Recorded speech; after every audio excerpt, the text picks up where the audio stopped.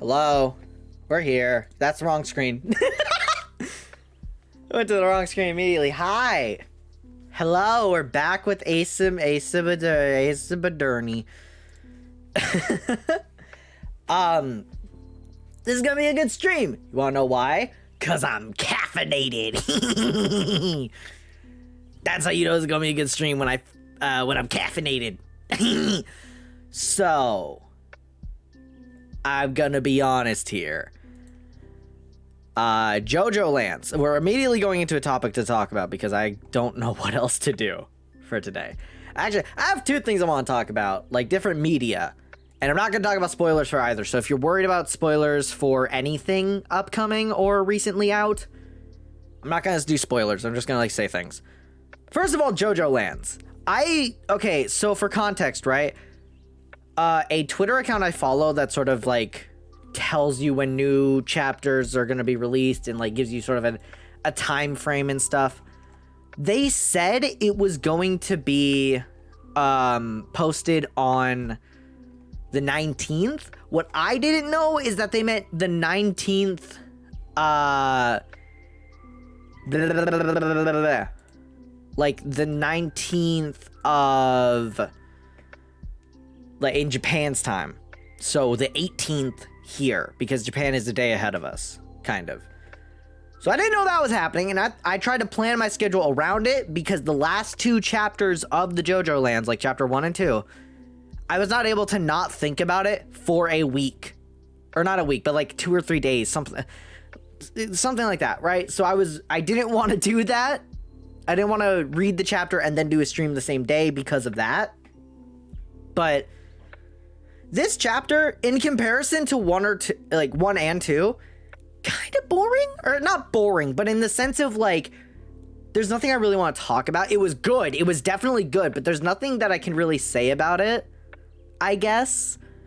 There's one thing I want to say that's spoilers, but it's not really I guess it is spoilers, if I can I don't know how to phrase this, so I'm not going to. But there was something towards the end of the chapter where I'm a little confused, and I got some theorizing stuff about maybe alternate counterpart shit from the main universe to now.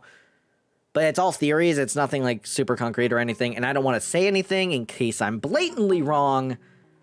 But by the time I post the VOD for this, it'll probably be that idea will be 100% confirmed or denied. So future Finn can look at this and be wow, I was incredibly right, or wow, I was incredibly wrong. But overall, it's a good chapter. It hasn't been bad. JoJo Lands has not been bad yet, so not really worried about that. Regardless, that's all I'm going to talk about with JoJo Lands. And the other thing was Sunday, I think. Sunday? I think it was Sunday. Yeah, because I had to end stream early. Hello? Oh, god damn it. Things going off. Give me a sec. Hold on, I'll be back.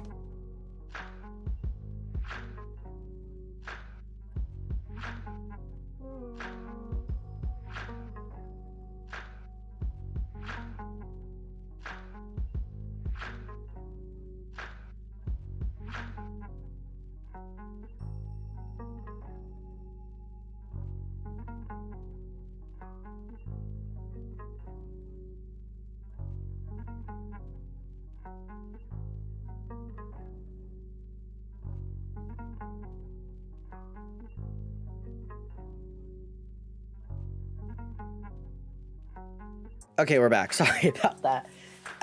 Alarm went off, an alarm thing that I have to tell people about now. As I said in this text message, Mario movie. I saw that on Sunday. That was the thing I had to leave early for, which I didn't love having to leave the stream early. But give me a sec. But also, like, I didn't really have a choice, because that was the only time... That was the only time in, like, the next 3 weeks that, like, we were able to go see it. Or, like, that we all had, like, free time to do it. So, like, it was then or never, and I didn't have a choice, and I really wanted to see it with my family, because they kind of like those movies. Sorry, just give me one second. I'm trying to talk when typing this, but I'm not doing good at that.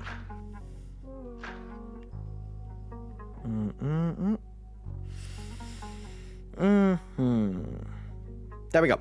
Okay. Sent that. Now we can ignore it. But Mario movie, again, no spoilers because I don't want to spoil people on this movie, but it's very good. It is a very good movie. I super enjoyed it. My spoiler-free review is, the story is meh. It's kind of by the numbers, but I don't think anyone was expecting to go to the Mario movie and just cry their eyes out at, like, Waluigi's death or something. That's a joke. There is no Waluigi death, I swear. My chair is sinking. But, like, you know, it was a good movie. It was very entertaining. I had a smile on. Like, I had a ear-to-ear smile for most of the movie. The only parts where I really wasn't smiling is the licensed music in this movie.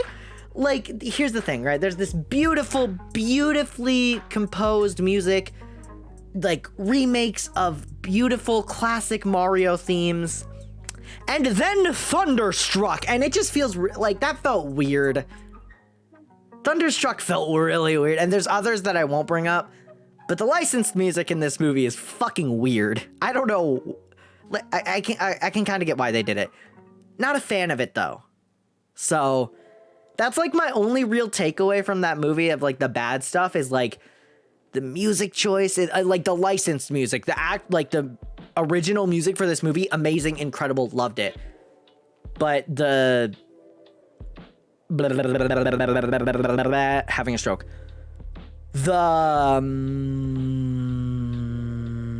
am I blanking? Right, sorry. The licensed music, Like, there were some that were, like, okay, I don't want to say songs. Thunderstruck just felt weird the whole way through. I already said Thunderstruck, so I'm okay with saying that one. There was one, I don't remember what it was at the beginning. And then there was, like, one that, like, kind of... It felt weird at the start, but then as the scene went out, it just kind of felt fair. You know, I just stopped caring about that.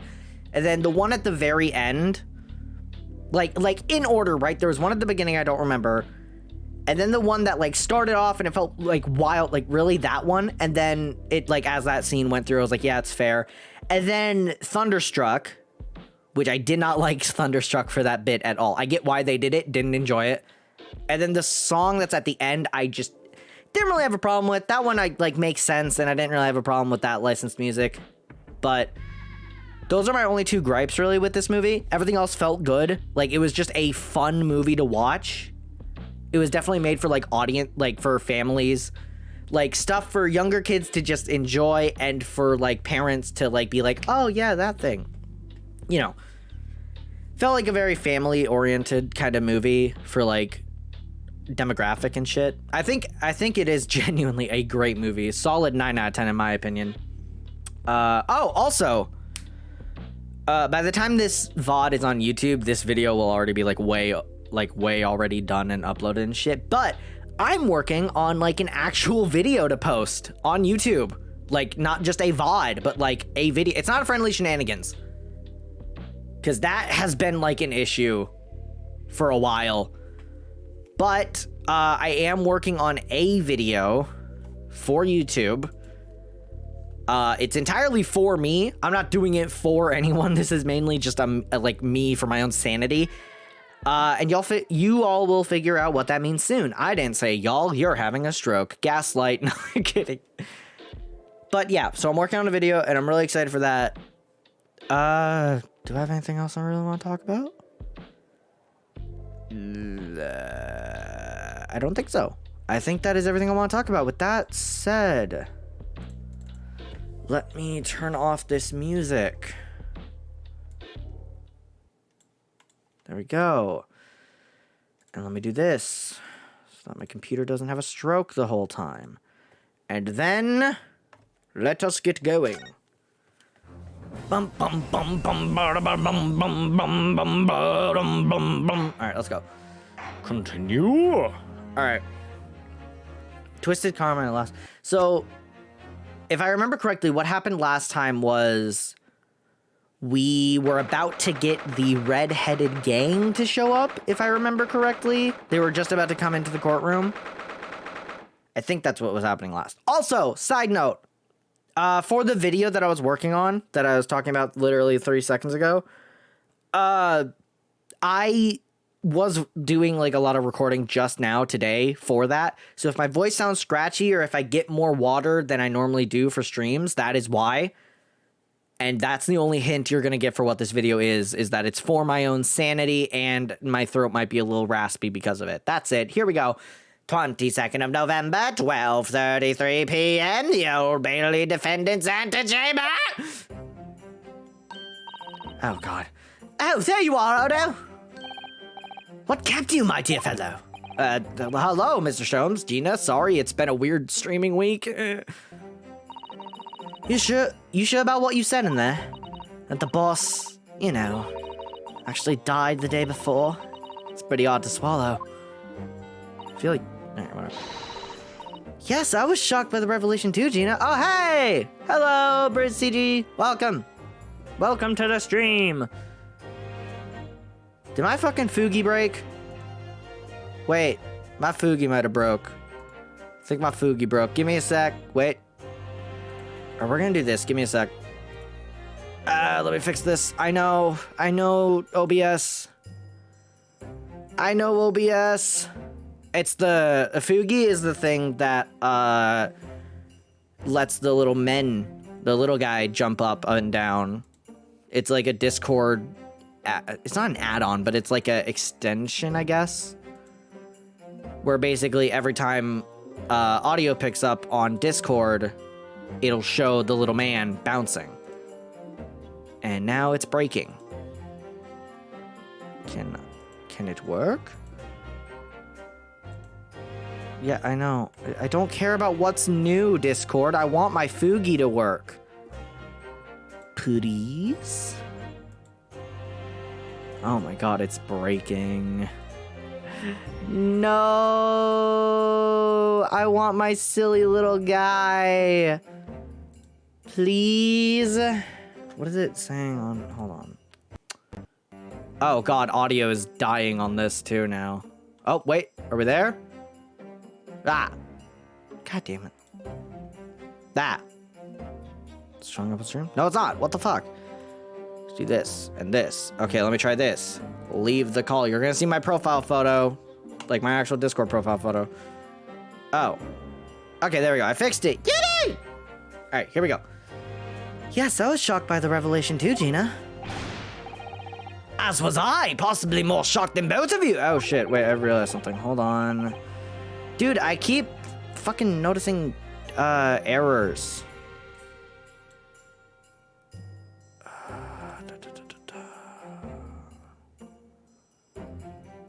Let's do like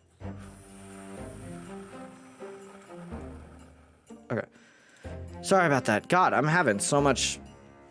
It's not even just issues. It's just, like, stuff being fucky. ASMR time. What even was said last? Yes, I was shocked by the revelation too, Gina. As was I, possibly more shocked than both of you. It's not a competition, Mr. Sholmes. But I was more shocked than all of you. But I was more shocked than all of you put together. This is the autopsy report in question, is it? Yes. It's strange that there's no time of death noted. I suppose there's a simple explanation, or perhaps it was a deliberate omission. Probably. Oh dear. If it was deliberate, it puts me in mind of hold on. The most productive thing I did today was peel and blitz 8 heads of smell out of my fingers. You know, weirdly, I had to deal with garlic today. I made just a thing of spaghetti, but we do it because fucking we're America and we suck. We just have like garlic, like diced garlic in a jar, and I just get a spoonful of that and put it in my food. So didn't really have to cut garlic, thank God, because I hate cutting garlic with a passion. But you know, also, god damn it, this didn't save, did it? It did not save. God, you piece of doo-doo. Okay, yeah, I have that too, but it's expensive AF. Well, I think we just got like one of those bigger ones that you put in the fridge so that it's like because it's less expensive overall than buying a bunch of garlic and stuff. So that's what we did, at least. Puts me in the mind of the last case we worked on in Dr. Scythe. I know. Anyway, it seems that on the day before Lord Van Sykes discovered his body, Inspector Gregson was investigating the Red-Headed League. The joke continues. So perhaps something happened with them. And come to think of it, you had trouble with those League men too, didn't you, Mr. Sholmes? You were taken in by their trick. No. Naturally, I was taken in, as you put. I wasn't taken in, as you put it. My sleuthhound interest was merely peaked slightly, but the race sent of... Why did the music... Oh, is that just part of the thing? I don't know, it kind of glitched at the beginning. The race sent for a weekly £4 income. Really, price of 8 actual heads of garlic on a small frozen box. Really made garlic. I think it's because... I think the place we get it is... It has more than 8, but I don't know. But also we, like, for some reason, my parents love to use garlic in their cooking. So it might just be that they buy less by getting a can, like, overall. I don't know. I'm not usually the one who buys it. I don't have money. Okay. And that scent masked the underlying scent of deception, I suppose. The 2 criminals in question are the pair we saw being arrested yesterday, aren't they? In Mr. Sholmes' suite, I mean. That's right, Suze, and it was me what took him in. Oh god, my British is bad. Thanks to a tip-off by a good law-abiding citizen. Indeed, yours truly. Oh, so it's going to be that pair in the witness stand next, is it? Something doesn't quite make sense to me, though. The day before Inspector Gregson was found, you hadn't had trouble with the Red-Headed League yet, had you? Why would the inspector have been investigating them? I just did it to put in a bag and freeze, so it's very well known user trying to make it. Oh yeah, 100%. I get that. Well, the likely explanation would be that Gregson's own sleuthhound interest was piqued by the rare scent of a weekly £4 income. Don't tar him with the same brush as you, Sholmes. I'm really bad at this. Yes, well... Then there's the whole situation of Inspector Gregson being investigated by Lord Van Sykes for some reason. The Reaper, the Red-Headed League, Inspector Gregson, Lord Van Sykes, and Kazuma. I feel as though he knew we'd arrive at this point somehow. Gosh, I think you're right. I'm British, remember I'm watching you judging, no pressure. I know, I remember, and that's why I'm like, it's not even just like that, it's also just, I know it's bad. I've known that since the beginning of this series, and I just don't, I can't do nothing about it. It's just gonna be not great. What's he really trying to achieve here today? All the answers will soon be revealed. Observe the time, my dear fellow. The recess will be over very shortly. Now let me get water before we continue.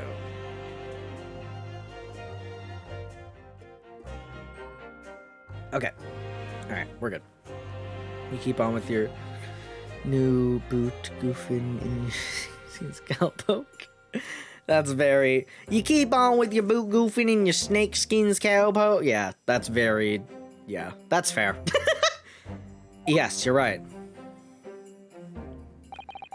Kazuma was determined that he should be the one to prosecute this trial, and he was determined that I should take the defense.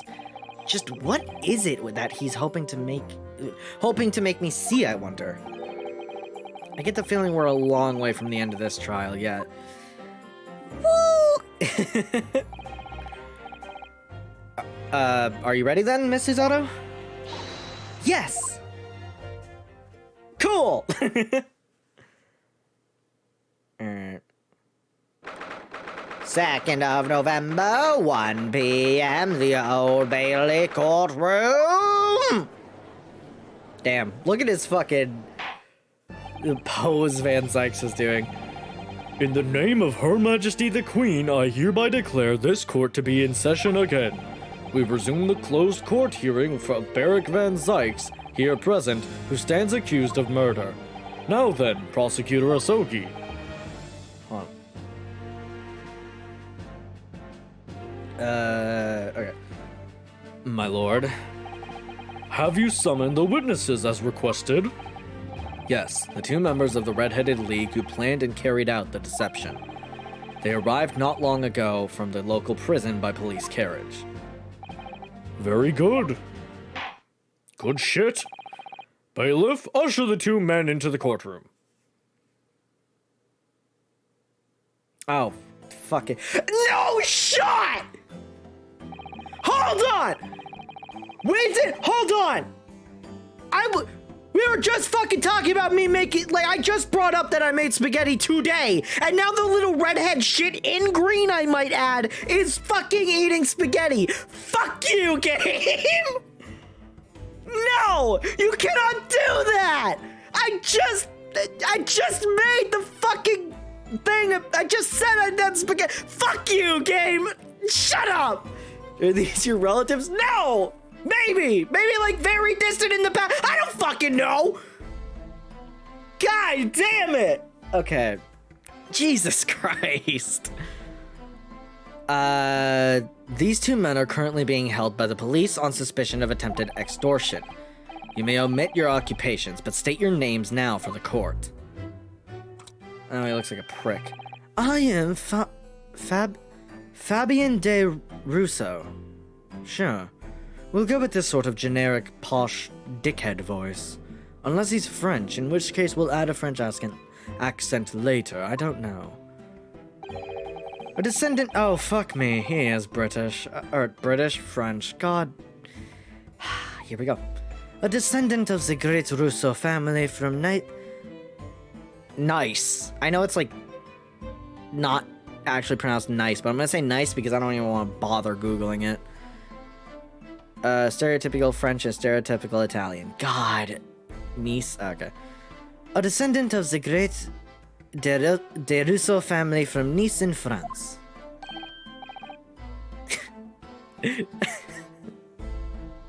I already know what I'm kind of thinking for this voice. You know do you guys know the fucking hello, I'm so happy to see you? That's the voice I'm doing for this fucking kid. And my name is Peppino de Rossi. Oh, it's... Oh, God. I'm the 3rd son of the great Fabiola de Rossi, the landowners of Napoli. That is... At that point, I might just be doing the Mario voice. The 2 men first became acquainted at boarding school European nobility. How fucking old is You're 25. My ass, you're 25. You are like 12 maximum. I was gonna say, if you were younger than this guy, I was about to throw a hissy fit. I went to Nice for my birthday a few years ago. Nice. Okay, I just read that. Those who graduate from Temsic are the future leaders of Europe.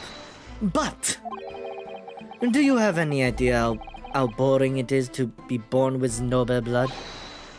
Auros, I know I fucked that up. I don't care. I make it my mission to get the better of the world by employing the little grey cells of my brain. Okay. That is all I'm trying to do, huh? So, that's the only reason for this whole grand deception you've been carrying out. Oui. You could say that... Oh, I thought there was more to that. Not bad, eh? So dumb. He has the grand ideas, but the petty plans. This strange combination is of the charm of the hilarious brothers.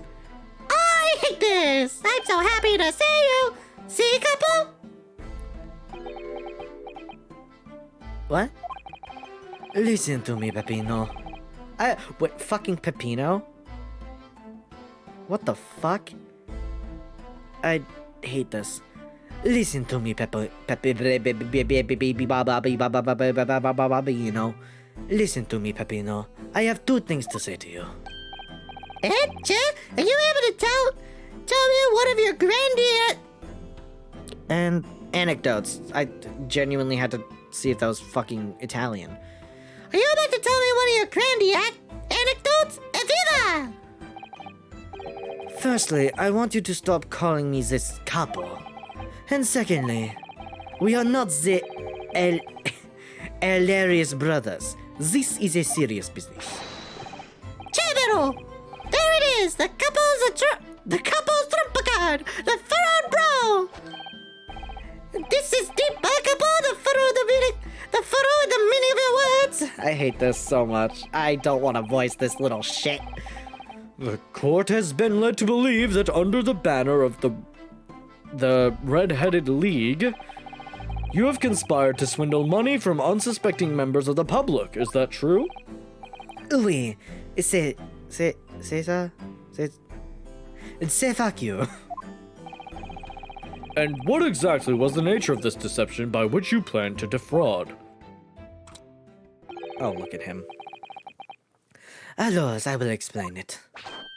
No, couple! Leave it to me! As you say, we both have the vivid red hair, no? At school, we were teased for this without pity. The couple here, he was many times behind the schoolhouse crying like the Trevi Fountain. Those dogs, only days they were... One day they were...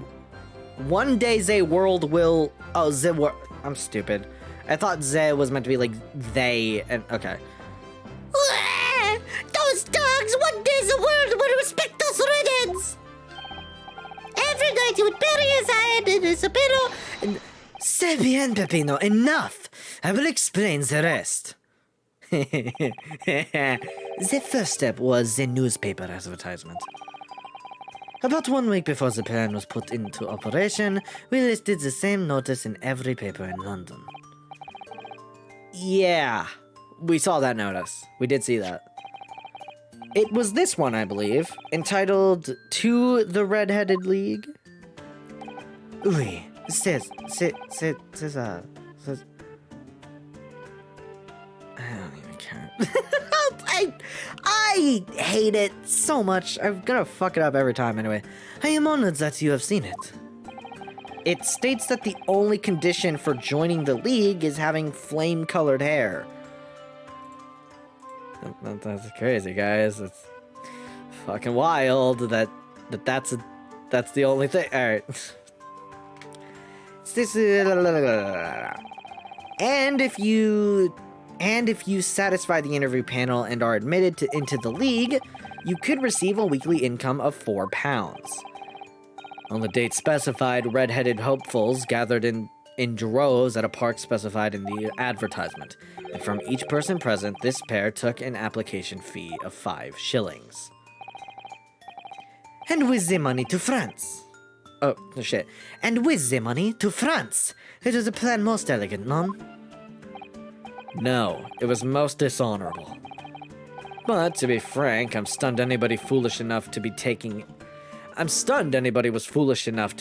in by such an obvious trick. The park was described by one witness as chocked with red-headed folk like a coaster's orange barrel. And the day on which all these men gathered to apply was the day before the victim was discovered. Crucially, these two men spoke face to face with every single person present that day. Oui, I have seen more red-headed people in one day than I will see the rest of my life. See! And now every time I see couples hair, I feel sick to my stomach. Damn. Anyway, why have we been summoned here today? Sorry? The date for our trial is not until tomorrow, I was told. Naturally, neither of these men have been told any details about this trial. They've only been shown this photograph. Very good. Good shit. Don't want them spilling the beans. So, Mr. De Rousseau and Mr. De Rossi, you will now give your formal testimony to the court on the subject of the gentleman pictured in this photograph. Of course, we are always ready to help with the law. I thought that was a J. I was gonna say jaw. That doesn't make sense. Here we fucking go. Witness testimony. The man in the photograph. We had more than 1,000 red-headed people assembled in the park on Lime Street that day. But I don't recall the man in this photograph, eh, couple? I'm trying, bro. At this point, should I just do a Mario impression? I feel like that would be better than what I'm actually fucking doing. I feel like Mario would just be better. Also, this is a little delayed now. Oh, never mind. It fixed itself. Kind of. No, I don't remember him. Obviously, he is dead now, but I assure you, he was not in the park. I'm just gonna do a Mario. Allora, the victim has nothing to do with us. That's not Mario. That's not Mario. Fuck it, I'll just do what I was doing. Because that wasn't Mario. I can do Mario, that was not Mario. And we're just gonna stop trying to do Mario. You have a lot to answer for, Peppino. It is your fault that we got caught in the first place. Ooh, drama? What do you mean? Elaborate. You've given sworn testimony that this man in the photograph was not present. Can you be certain? Oui. I am quite certain. We did not interview this man. I saw the Mario movie. I was just talking about that. Yeah, I saw it, Sunday, I think. Nobody looking like this came to the park. I can promise. This is just not... This voice is inconsistent as fuck. I don't care anymore. It must be noted that you have been arrested for a grand deception, however. Accordingly, this court has little confidence in your assurance. Eats the Sonic movies for breakfast. I haven't seen the Sonic movies yet. I need to see those. I haven't seen them. I really need to. Uffa! With this attitude, we got to nowhere. We get to nowhere. And I say that as a lifelong Sonic fan. That's fair. I don't think... I was like a Sonic fan for a lot of my... Not a lot of my childhood, but like as a child, and I just sort of fell out of it. And now it's like, just... It depends. He's really a sulking now. This confidential document was obtained directly from Scotland Yard. It records an entry from the inspector's private diary dated the day before the incident. It reads, Lime Street, Red-Headed League, undercover. God, I don't like that. What if I just do like my normal voice? Yeah, I'm just gonna do my normal voice, and then like whatever he says, or like the It's a Demi de Mario. I don't know why I said D, but like whatever he does, the It's a me shit. Like the -A at the end of a word, I'm just gonna like add that. I could do like something a little more like bullshit. Sure, we'll do this. I have the answer. Maybe there was another similar event in the park on the day in question, eh? That is ridiculous. There's no question that Inspector Gregson was investigating the Red-Headed League, which means it's quite possible that's when he was killed. Very well, the defense may proceed with the cross-examination now. Yes, my lord. Woo! Thing. Yippee! Cross-examination. Woo! The man in the photograph. Okay. I mean, we don't really have anything to go off, so we can just hit more than 1,000 redheaded people in the temple in the park and last change that day. 1,000 people? That's a very big crowd. It was quite a spectacle. Redheads had... I had a stroke. It was quite a spectacle. Redheads had come from all over the capital. See, the capo here, he was the magnetismo and animal... Italian words, eh? I apologize to every Italian who may watch this at any point in the world. I'm fucking up your accent, and I can't do anything about it. Nobody else could attract us so many people. It could be born again. If I could be born again, I would be the capo. All those people wanted was the money, Peppino. The £4 per week. Are you suggesting that you spoke personally with all 1,000 applicants? Oui, that we did. Because every one of them paid us 5 shillings. It's not really their accent, to be fair. It's oh, well, yeah. Yeah, but also it's like... I'm fucking up the stereotype, so it's like double bad. We take their names and we take their money. And we take their address as well. Then I tell them we take us some days to let them know by a post. E finito. Maybe 2 minutes a person? We start early in the morning and we stop late in the night. So, you earned 5,000 shillings in one day. That's a small fortune. Who'd have thought there were 1,000 such gullible redheads in London to start with? Not that gullible. To be fair, wasn't in London. Also, this is way in the past, so I definitely was not in London by this point. One of whom was a great detective with chemically altered hair. But I don't recall the man in this photograph. Let me see what our evidence... I don't remember our evidence. Ooh, wait, we might know him. See, it's a black and white photo, so this could definitely be... Oh boy, here we go. Oh boy, here we go. Letter... Don't need that. Dismiss it. That has nothing to do with anything. That wouldn't really help. Gun, candelabra. These are all things about, like, the scene of the crime, not exactly, like, this in particular, so... Yeah. Alright, I don't know. We'll figure it out, I guess. But don't recall this for the capo. All that... Doesn't look at all familiar. No, I don't think so. And this is a wig, eh? He was trying to trick us. I do not like these people who are trying to trick the other people. Again, his voice is just inconsistent as fuck. We're trying to go for, like, shitty child in an anime dub. That's what we're going for, and it's just fucking up. Says the con artist. If between them they interviewed 1,000 people with red hair, it would be unreasonable to expect them to remember every face. No, signore. I may be small and stupid and with a shit voice, but my memory is very large. I never forget a thing. In my opinion, I do not think this man was in the park. Your opinion, bitch? That's not an opinion. But he's not going to give the court a definite, it seems. Eh, capo? You didn't see this man like this, huh? None, I don't remember him, and obviously he is dead now, but I assure you, he was not in the park. I don't believe you. Hold it! But according to what you've said, you spoke with 1,000 or more people that day. Oui, that's true. My eyes were burning by the end of the day. Surely then you can't actually remember every single face. How are you so certain that this particular man wasn't present?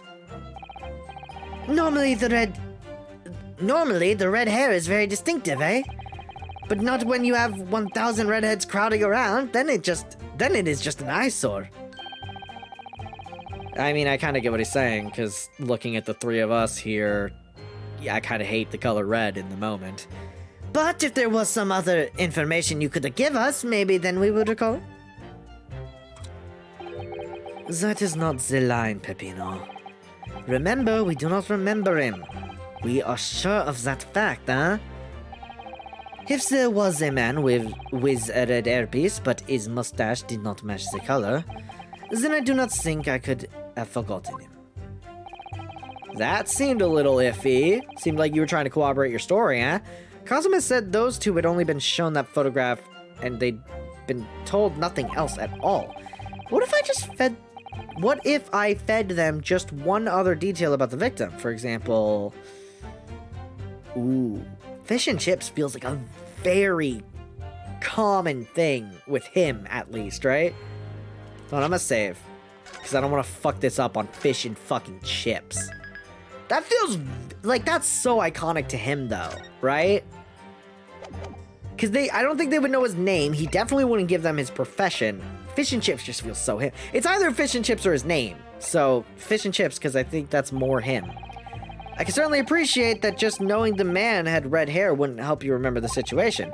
But what if I told you that the man was always munching on a packet of fish and chips? Do you remember a man who was eating inside the... Not really. I was looking at the heads of the applicants. I wouldn't have noticed the fish and chips any more than the caviar and smoked salmon. Who said anything? Oh, the spaghetti! Me, I love the spaghetti! Fuck you! Fuck you, child! Also, I'm just gonna... I don't like this kid. Really? I had no idea. Given the... Fuck you. Tell them again what you said before, Peppino. Si, capo, si. I say it again and again. Oh, is that it? Laura, the victim, has nothing to do with it. Okay, so this is definitely... We just gotta press this. I forgot the level we left off on. Now it's coming back. Yeah, same. I had to... I had to rewatch the VOD before starting here. Just, like, watch the end of it. I didn't watch the whole fucking thing. But I just watched, like, the little beginning bit. Okay, let's try the name, then. Let's try the name. Okay, I'm glad it didn't take away a thingy. I can certainly appreciate just knowing the man had red hair wouldn't help you remember this in this situation. What if I told you that the man's name was Gregson? The man in the photograph is a Monsieur Gregson. Yeah. Yes. Names, they are boring. I did not listen to any of them. You've got to be fucking kidding me. Oh. It was not a real interview, huh? It was just for a show. Why would I remember the names? That's right. This changes nothing. The man in the photograph was not there, as we have already said. I see.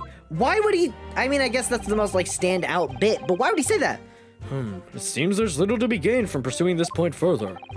Damn it, really? Tell them again what you said before, Peppino. Si, capo, si, I will say it again and again. I'm gonna continue anyway. I don't believe the judge. You said the weed, that's true, but eyes are burning. Certainly think you can't remember. Everyone is like, how do you know he wasn't there? Normally the red hair is the thing. Information. I guess, yeah, that would be like his like actual title. Profession. That just feels so weird. I can certainly appreciate that just not knowing the man with the red hair wouldn't help you. But what if I told you that the man in the red hair piece was actually a detective? The man in the photograph. A detective. Yeah. Yes. It would appear he found your notice in the paper suspicious and decided to investigate incognito. Sorry, but this changes nothing. I think it changes something. Excuse me! Damn, we were in sync. Something to add, Mr. Dead Rosie? See? I am always adding something. Parmesan, olive oil, pepper. What I meant is, did you not agree with your friend's last remark by any chance? Eh? What did he just to say? About the detective? Yeah, that. Keep your mouth shut, Peppino. You have said enough already. But why, Capo? What is the problem? Why'd I turn into the motherfucker from Food Fight? The fucking, you despise me, don't you? Like, ah! There was a man who said I'm an inspector from Scotland Yard. Oh, he just straight up said that. What? Good lord, what the fuck? Why would he just say that? Order!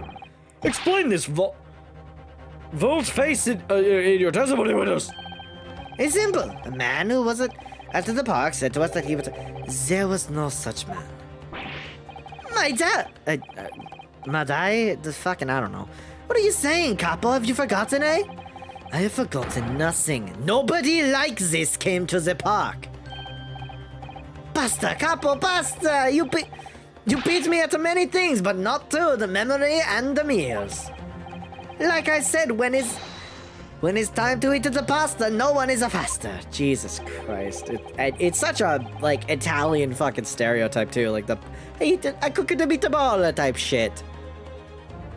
But you are inferior to me in every other way, so shut up! Objection, bitch! Let him talk. Oh shit, we're both on it? Tropitar, the damage is done. Indeed it is, sir. Now fucking come clean. There was a man who came to the park and he said he was an inspector from Scotland Yard. However, it looked nothing like the man in the photograph. It was someone else. How can you be so sure? Because, to start with, his face was completely different. See, it's true. The man who came was a younger. His face was clean shaven and his eyes were sadder. His chin was thinner. Oh. No resemblance whatsoever, then. Anyway, I was not going to be fooled.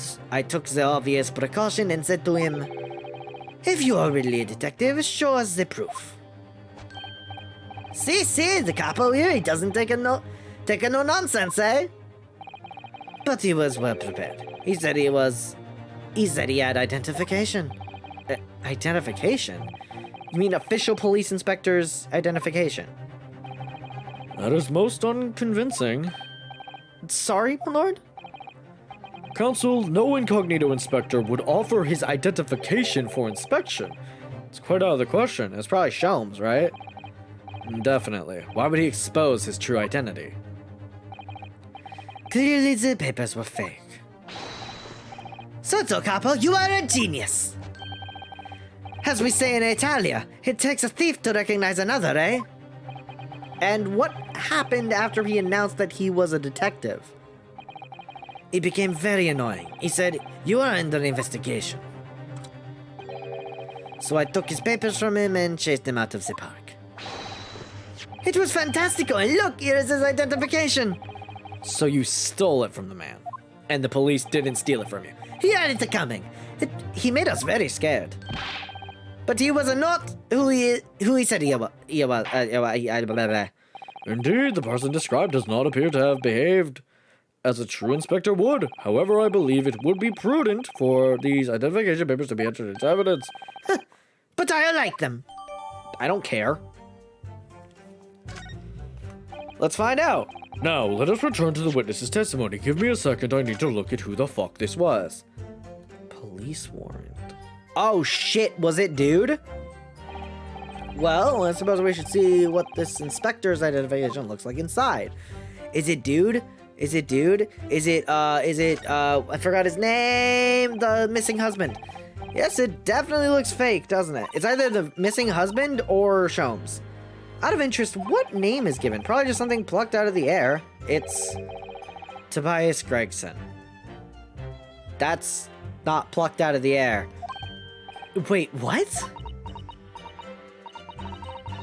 This Scotland Yard insignia looks genuine to me. But how? And the department and identification number details are all correct as well. Since when have you known those? Do you mean to say... I know it seems incredible, but yes. I think this is a genuine identification book issued by Scotland Yard. But that's unbelievable! This is the real thing after all? Did Sholmes steal that? There's nothing else to look at. Okay. What? Now, let us return to the witness's testimony. Laura, the victim is a nothing to do with us. Well, now it is, fucker. Now it absolutely is. Laura nothing, bitch. Laura nothing, the victim is a something to do with you. Objection, bitch. His identification, fucker. I wonder if I could ask you to examine this identification book very closely. Miss Lestrade? Why Miss Lestrade? What is your intention here, Counsel? Is this really a fake or is it genuine? That's the question. Which we can't answer ourselves. Objection! Don't be ridiculous. No Scotland Yard detective would allow his or her identification to be stolen. Hold it! Hold it! Oh shit, oh, she's already here. That is the boss's! No question about it! I turned like shit Irish. It can't be! As I suspected, pussy. The undercover detective who had attended the Red-Headed League's enrollment on the day in question was the real Inspector Gregson, carrying out an incognito investigation.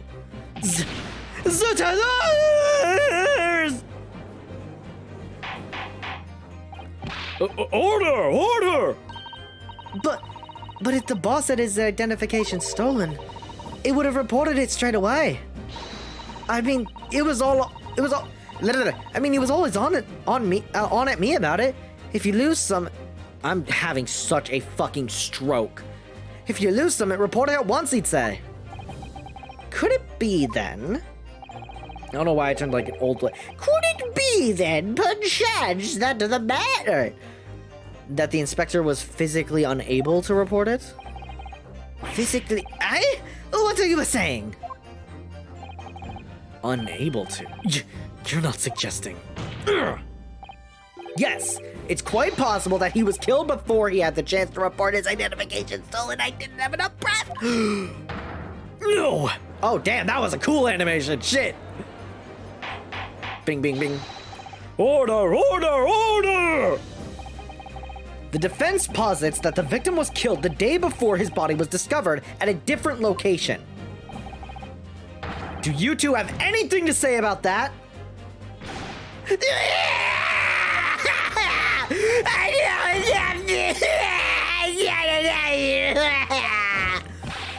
Pull yourself together, Peppino. Mon Dieu, you can behave a little more like a master criminal than that, non? I wish I had done it to Italia. Stop crying, Peppino, please. You daft. Otherwise, I wasn't expecting him to. Otherwise, Lumi, stop your whining and start talking. Well, I believe the court will need to hear your story. I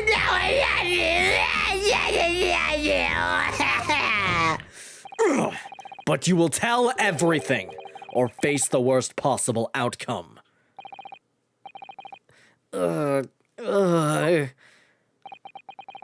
You will dry your eyes and testify again, you stupid motherfuckers, about the identification papers and the precise circumstances under which you came by them.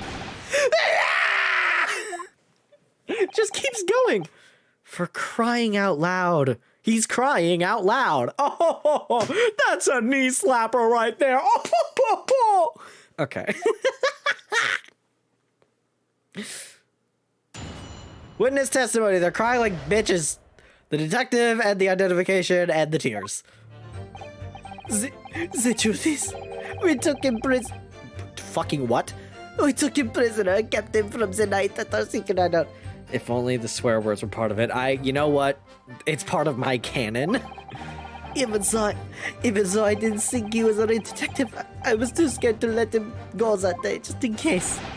It took the rest identification from him and shot it in the room next to ours. I'm basically doing like a stereotypical Italian accent of the fucking, I'm just a level 1 goblin. Please, you won't get good loot from me. That's basically the voice I'm doing now.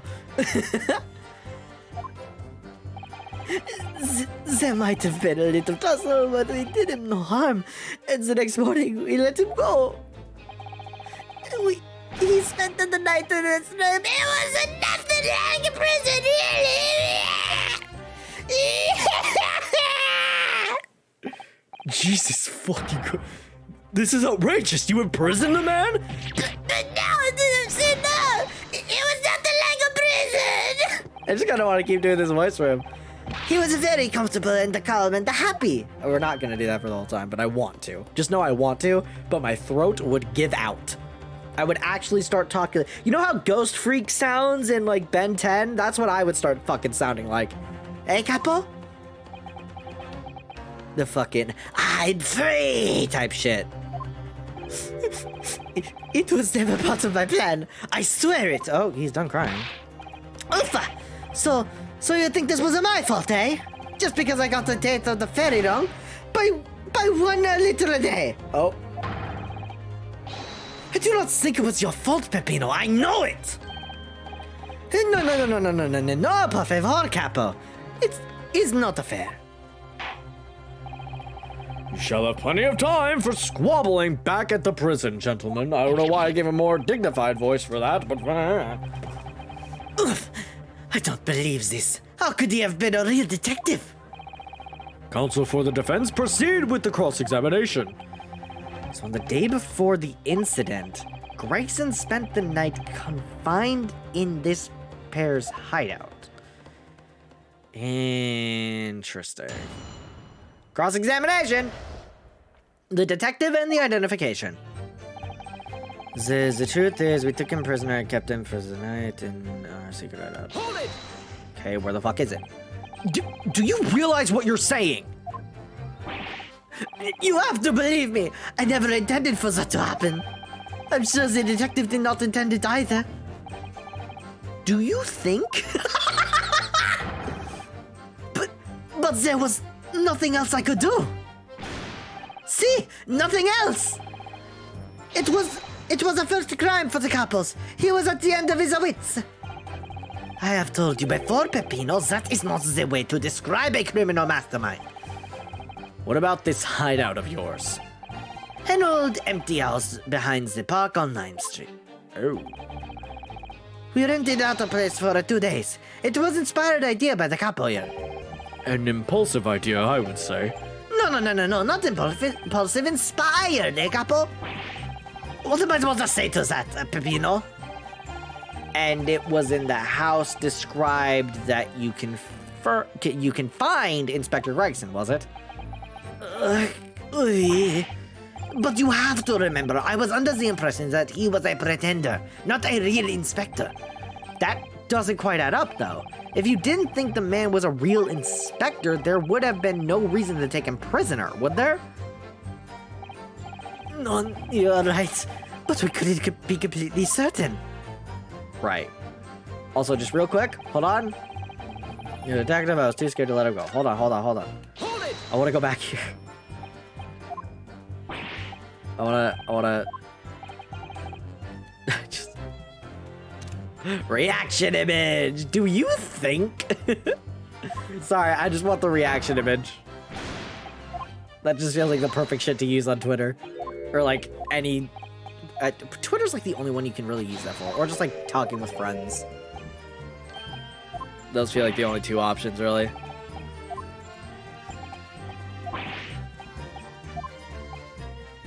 Doesn't quite add up though, because blah blah blah. If you thought he was fake, why the fuck did you do it? Well, because we weren't entirely sure and we're very stupid.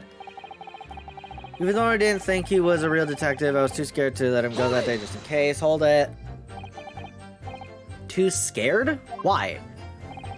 Because! Why had he come to the park? We didn't know. There was a chance that he had seen through my plan.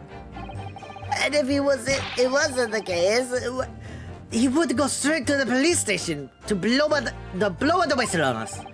Even if he was just a feigning to be an inspector, he was up to no good, huh? Without a doubt. Without a doubt. I think most people would agree that it's you two who were up to no good. Well, see, you may be right. Capo? The point is, we were not able to escape from England immediately. That is why we had no choice but to take the man prisoner. What I don't understand is why the inspector felt the need to show you his identification in the first place. See, I asked myself the same question!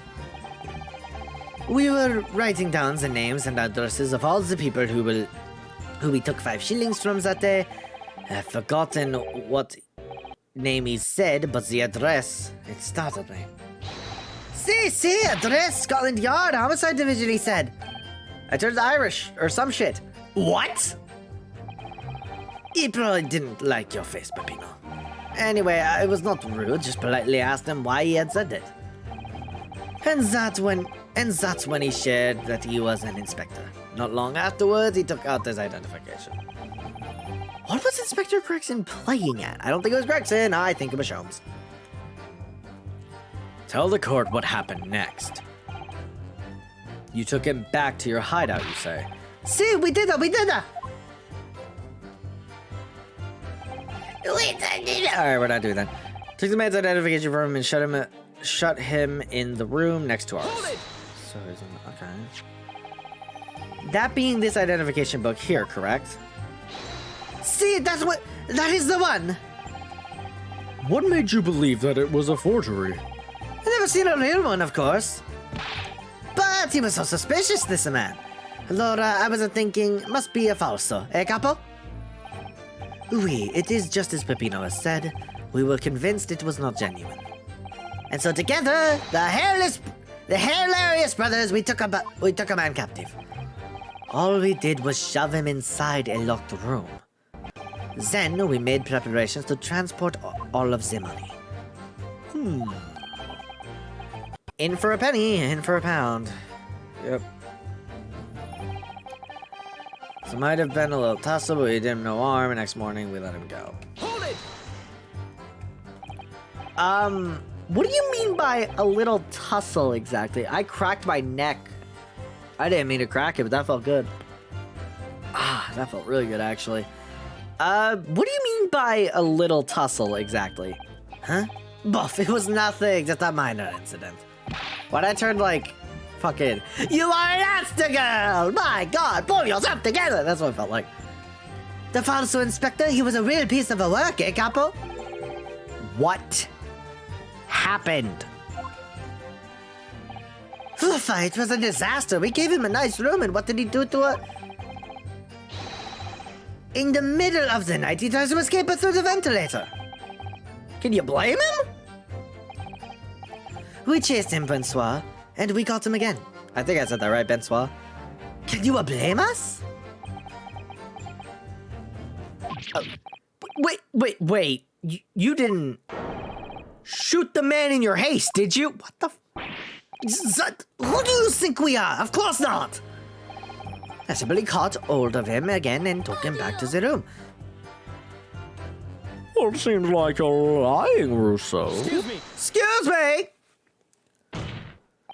Mr. De Rossi, is something wrong? Is something a little peculiar? Hey, me? Something Mr. De Rousseau just said seemed to make you, well, it seemed to make you act even more strangely than usual. What was that all about? Cavolo, at times like that, you don't want to have a capo after you, you believe me? I speak from a personal experience. Personal experience? That is enough, Peppino. There is no need to say more. The truth is, the night before we put the Red-Headed League plan into action, I was scared. It was not fair to the capo, but I tried to run away. It's a shame you didn't manage it. But the capo here, he came after me like a turbine, huh? And he dragged me back to the house, kicking and screaming. I still have I still have the bruises to prove it, eh, capo? Bruises, you say? You wanna see, huh? You wanna see my fantastical bruises? That's enough now, Peppino. No one wants to look at any part of you. What do I do, huh? I show you or I don't. I show you or I don't. You do! Now! Hello, if everybody wants to see, then I do it. What bruise? Echo, you see? It's still very visible, eh? Like that red ring around your neck? You got that when you were dragged back, but I thought that was painted on textures of like shadow. See, the capo sometimes is very rough, and I said that's enough. Peppino's neck is nothing to do with what we are talking about here. You have my word. Yes. What is your opinion, Council? About this red ring around Mr. DeRosie's neck, I wonder, does it matter? We check the court record to make sure it isn't relevant.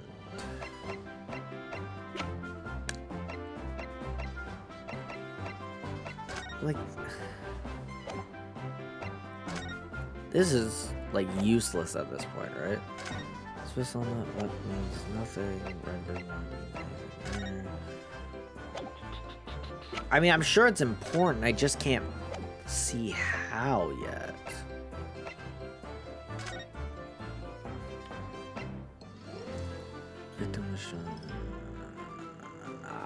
Caliber. Nothing. Nothing here. Notice board, there's no like nothing to fucking put around his neck. These don't go around the neck, I'm sure, and if he did, that'd be terrifying. Where are the victims? There's nothing that. What is that? Is that just a belt buckle? I think it's a belt buckle. No, I don't think that's relevant. I don't think this is relevant either, to be fair. And I think this has had all its relevance. I mean, I'll say it's important. Maybe I just had to press it.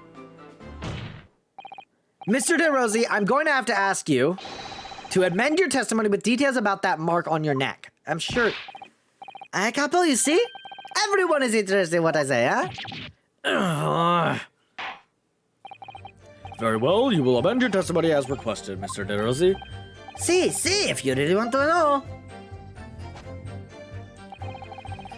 Tried to escape, but the capo put the collar on him and dragged him back. I get it to me, see? Hold it! Collar? Are you saying that red mark was caused by... See, a big collar made from a leather. A leather collar? Yo, what the fuck are they... See, the joke I could make here is not exactly how we say good for Twitch. However, I will leave it at eyebrow raise and about end it there. Sorry. But we're just going to be adults. And think of this in a childish way while still being adults. Moving on! A leather collar. Is this true, Mr. DeRousseau? What? We had a Saint Bernard at home when I was younger. The souvenir from that time was a very strong chain. A strong chain? Yo. Dog. I need to see this fucking thing. And you put that around your friend's neck. Dog. I'm sorry, I was so angry that he was leaving me alone. You did not have to tie the chain to the leg of the bed though, huh? I would not have tried to run again. What? You didn't do that to Inspector Gregson as well, did you? Treat the people equal. Is the capo's motto, eh? It's starting to sound a lot more like a prison all of a sudden. The capo is tough, but the capo is rough. I shouldn't have done it. So, the following morning when you released the inspector... He had the red ring around his neck, just like me. Yo. Peppino, s'il vous plaît, leave it now. Now you know, huh? The capo here, you don't want to tangle with him, eh? But for the inspector, he's not so bad.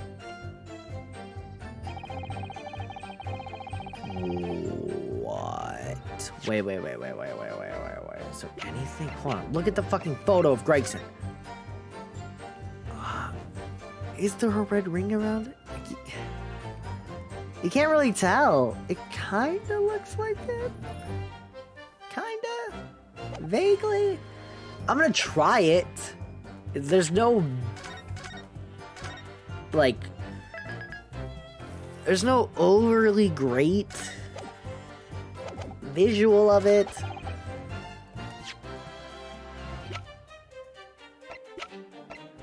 Objection. Okay, yeah. So the day before his body was discovered, Inspector Gregson was taken prisoner while working incognito. No, it was not like that. It was already a prison. It was oddly a prison. Sorry. It was oddly a prison. It was an invitation to say. It was only. However you describe it, there's one glaring inconsistency that remains. One little one. What inconsistency is this, Counsel? I would ask the court to look closely at this photograph of the victim, Inspector Gregson. Yeah, okay, there isn't. You will see that there is no red ring visible around his neck. But that makes no sense. It was me who took the collar off the man in the morning. I saw the red bruises on his neck, just like I have.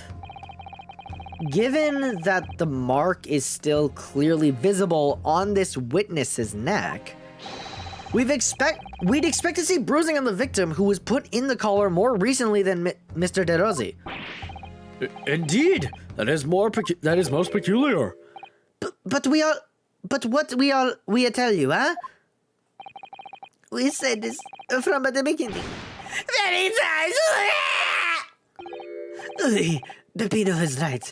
The man in the photograph is somewhat different to the man we encountered that night. Well, yeah. That's what we're getting at, bitch. Order! It would appear then that on the day before the incident, the man who visited the park on Lime Street posing as an incognito inspector was no inspector at all, or was not Inspector Gregson at all. Sorry, the fuck up was on my end too. It really threw me off. Objection. If that's true, however, how do you explain the inspector's identification? There's putting my clean sheets back on. I hate doing this, but it does feel good to get. Oh yeah, I get that. Huh? This is a genuine identification book issued by Scotland Yard. It's inconceivable. Okay, sorry. I'm trying to read it through the chat because I'm doing this through OBS so that I can look at chat easier. So it's inconceivable that someone could have stolen such an important item from the inspector. The prosecution made the assertion itself. Book of everything. And we also know that the inspector had made a note about the Redheaded League in his diary for that day. Dairy? Bro, I'm so fucking stupid. Which surely means we can't divorce the two events completely. The inconsistency noted by the defense is most troubling. If it were the real Inspector Gregson whom these two red-headed gentlemen encountered, the fact that no bruising can be seen around his neck defies explanation. Look at his little, God, I love him. But equally, if they actually encountered an impersonator, how did that person come to be in possession of the real inspector's identification? Does the defense have some plausible explanation, counsel? The whole thing defies explanation. It is for precisely these occasions that we keep meticulous notes in the court record, Mr. Naruhodo. Huh? Because those are the facts, and the facts cannot lie. What the fuck did the facts tell us? Locating her missing. I mean, this is gonna loop back somehow. She does not have her hair. Like, we know she doesn't.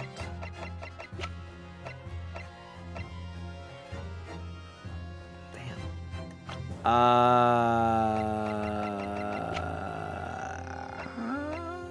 I mean, it's definitely not gonna be fucking either of them. Oh, dog.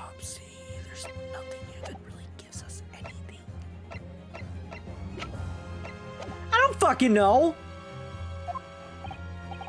No, the facts can't lie. Even when they point to something so incredible, it's almost unbelievable. What the fuck are you on? Well, my lord, the true identity of the person who turned up in the park for the Red-Headed League's enrollment is revealed by information in the court record, I believe. You're fucking telling me something new.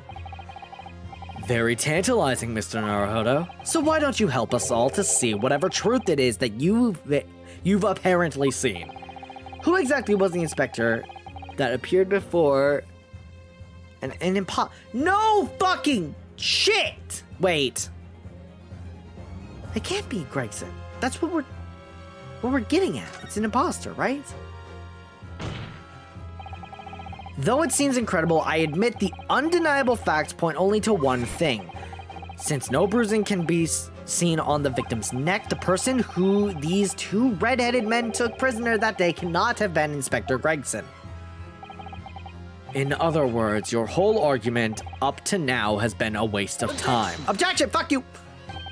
On the contrary, I haven't finished. Bitch. What? See, again, going back to what I said last time we played this game. Past, like, fucking first chapters of this game, Ryunosuke would have been like, wait, hold on, no! And then fucking Suzato would have been like, pull yourself together, bitch! It wasn't full of shit. It was like, there's something that... I was like, you're right. The reason... Like, whatever, right? That would have been this. But now he's just like, I wasn't finished, bitch. I had a whole thought. Fuck you. Character development, motherfucker. What? There's no bruising on the victim's neck, so the question immediately posed next is, who exactly is the man in the park on Lime Street found to be carrying Inspector Gregson's identification? See, that's right. We tell the same story every time. Whoever this man was, the couple dragged him from a pillar to a post with the dog collar. Mon Dieu, Peppino. I was not so arse as you say, huh? So who was that the false inspector, eh? Who was he? Clearly, the defense has an idea about that.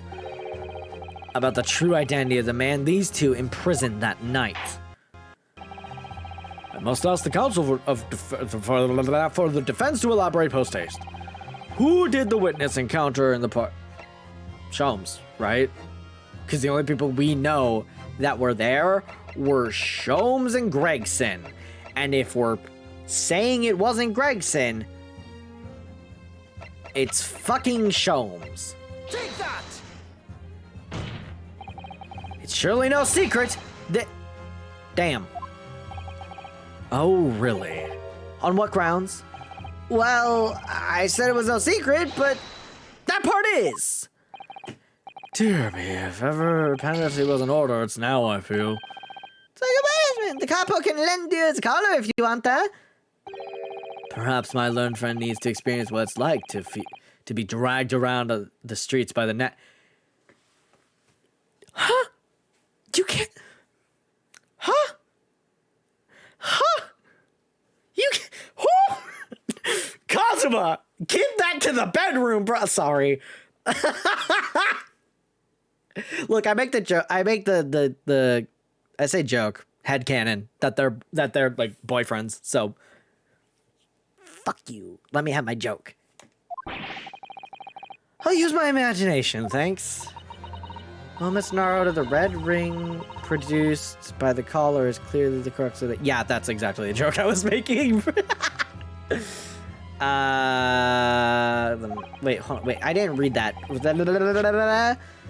Miss Naruto, the red ring produced by the collar is clearly the crux of the matter here. Yes, the bruising around the neck. Most soon as the council to elaborate post-haste. The witness encountered the park posing as Inspector Gregson. Does anyone have, like, their neck not showing?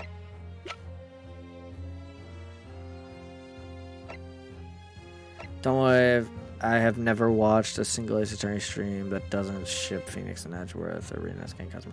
See, honestly, if I'm gonna be real, I think I'm, like, I don't really ship Phoenix and Edgeworth, really. Oh! Gossip has one! It's gossip! Take that! But, like, I think I'm in the minority who doesn't ship Phoenix and Edgeworth. I don't know, like it might be because I haven't played those games in a minute, and when I did play them, I didn't know what a gay was. I say this as a bisexual. That's not me doing like an insult to anyone. It's just I didn't know what a homosexual was. Why did I say it like that? Whatever. So like, I maybe I just never thought of it like when I watched the games because I didn't play the first trilogy, but I never really saw them as like a couple.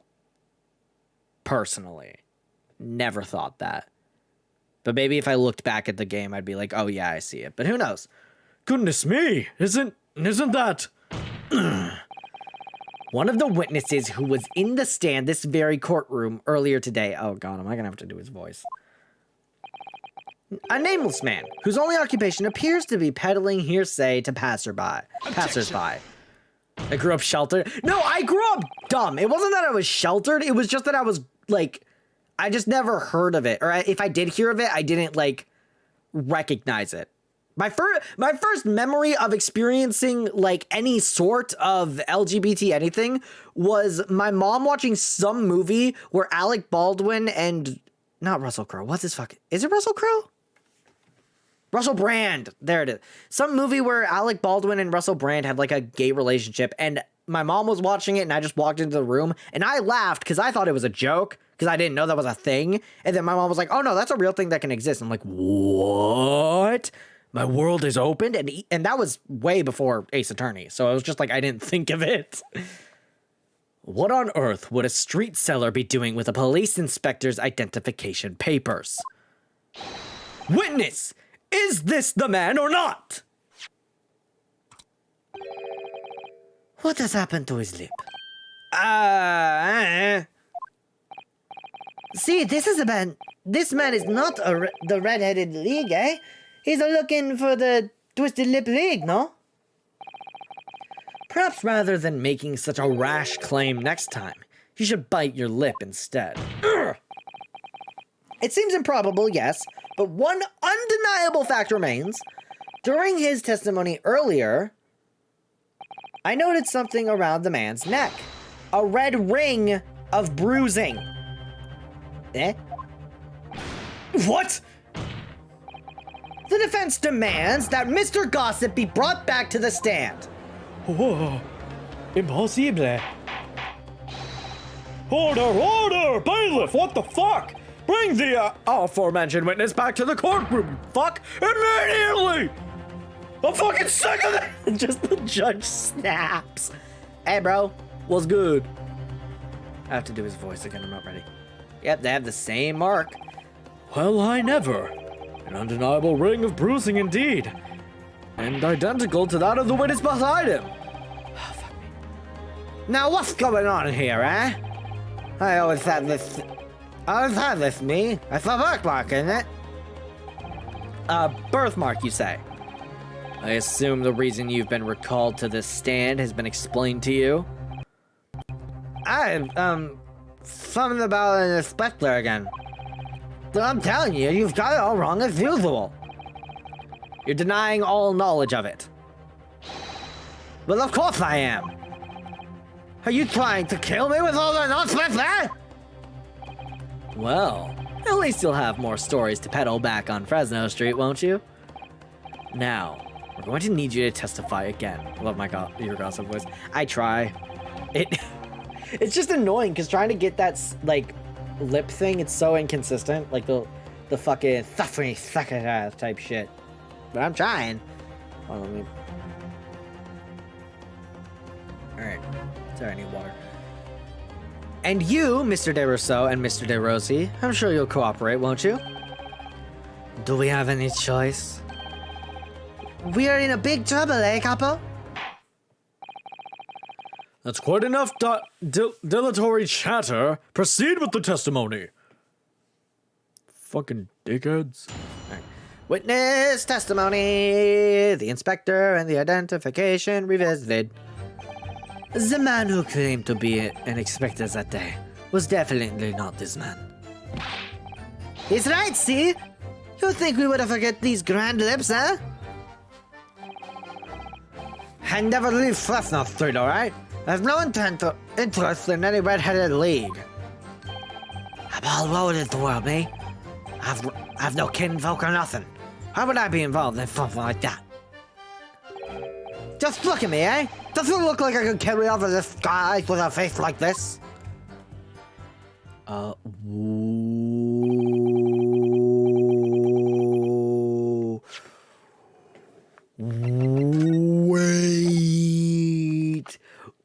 Wait.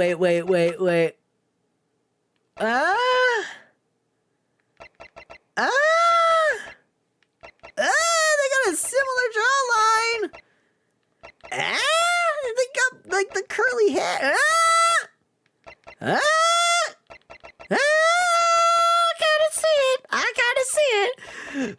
gotta see it. He looks kind of the same. It's got differences. There's clearly differences, but there's more similarities. I don't know about that.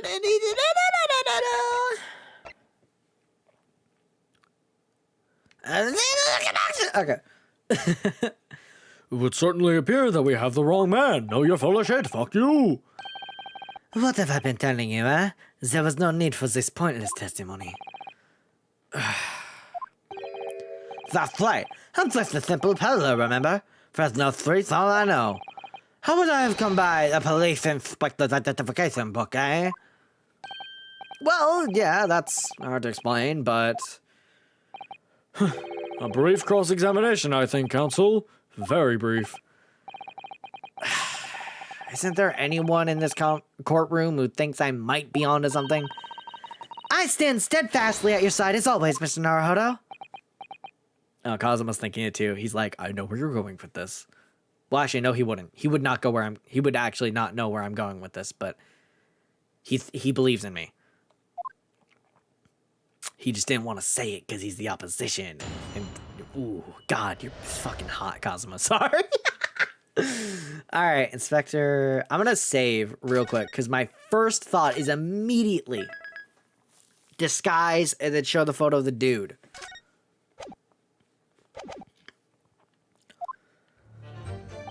It's the man who claimed to be inspectors that day. It was definitely not this man. Is right, see, you would think you would forget the grand lips, huh? Never leave Fresno Street, alright? I have no interest in a red-headed league. I'm all alone in the world, me. I have no kinfolk or nothing. Would I be involved in something like that? See, that's... Just look at me, eh? Does it look like I could carry off a disguise with a face like this? Well, not with a face like that, but maybe with a face of Mr. Vigil! Damn! There's the last statement. Hold on. Shut up. That didn't happen. Not real. Not real. Shut up is a different part of the Spider-Verse. Shut the fuck up. I have one more idea. Fresno Street array. Does it present? Dismissal notice. Chief Warder Daily Vigil is relieved of his post with Alright, blah, blah, blah, blah, reasons for dismissal, aiding and abetting the escape of prisoner conflict, just prior to his execution, details of his escape are still being investigated, full cooperation with inquiries, re-executed prison governor Barry Caden. Barry Caden is, okay, whatever. We'll just press everything, even though I think that is the right route of him being... Hold it! Dude. Hold it! So you say, but how can you be quite so certain? Give me one sec. I want to look at... Dude. Yeah, you're Barry Caden. So... And if we could get him to look at gossip, we would be able to tell if he's Daily Vigil. Maybe Barry knows something there. But also, I really don't want Barry to show up again, because I have to do his voice. So you say, but how can you be quite so certain? There is no need to hurt your hands on the desk, monsieur. Surely the reason is obvious, none? Because I have never before seen lips like this. Nevertheless, there's a clear red mark around Mr. Gossip's neck, and it looks very much like that left behind on the neck of your colleague, by your prized collar. Mon Dieu! With your words, it is like you tried to wring my neck. Shit. It does look very much like my neck, though, eh? I don't know why I forgot his voice. No, this is a birthmark, lad. The biggest lips in London and a neck to die for. Aye, they broke the mold when they made me. They definitely broke the mold, I won't lie there. For the first time in my life, I feel lucky to have been born with red hair. Bro, what the fuck you trying to say about red hair, bro? You saying you ashamed? The fuck's wrong with you? I take offense to that, motherfucker! Put him up! No. I start beating the shit out of dude. And I thought being Japanese made you stand out in London. So you maintain that you've never seen this man before? Oui, Caesar. I hope I'm saying that right. I swear it by the flames on my hair. Alright. So fierce pride is outgrown with frustration with your hair now, has it? It's right, see, you think we would forget these grand lips then? Well, yeah, I don't imagine I'll forget those lips in a hurry either. That is what I'm saying. For some reason, it makes me want to eat. How do the Fabian call it? An eclair? You know, I've never seen hair as black as yours before either.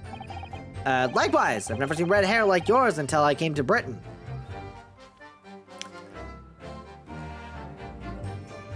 Also, to be fair, I didn't stream this game until he was in Britain. So... Damn. Kinda right, though. He kinda right. Likewise, I've never seen red hair like yours until I came to Britain. See, maybe it's a national trait, huh? Maybe all people from this immense country have a grand lips. That's... racist? No, lad, I was born right here on Fresno Street, and I've never left. Uffa, that is a problem, see? So you definitely didn't go to the park on Lime Street that day, Mr. Gossip. Now, how many times do I have to say? How many times do you want me to say it, eh? Never leave Fresno Street, alright? I have no interest in any red-headed league. So, you'd heard of the Red-Headed League, had you? You don't get a name like Gossip for nothing, eh? It's my business to know what's going off in the town.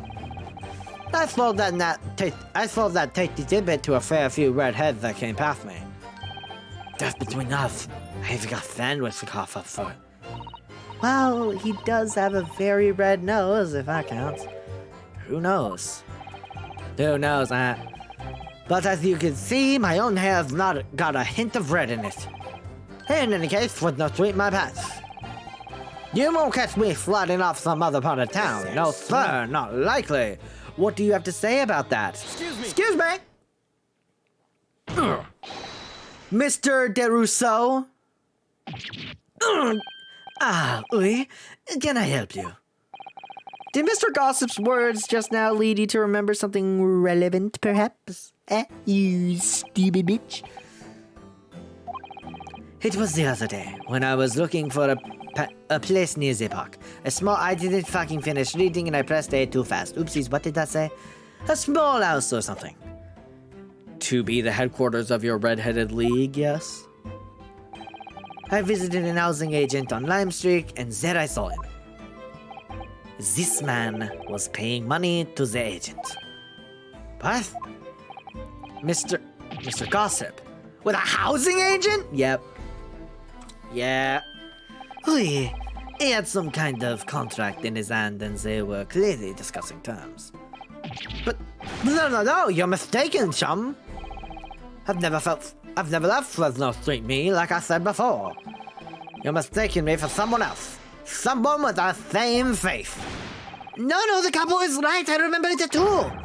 He was playing the man with the bank. He was paying the man with the banknotes. With notes? Like I said, that wasn't me.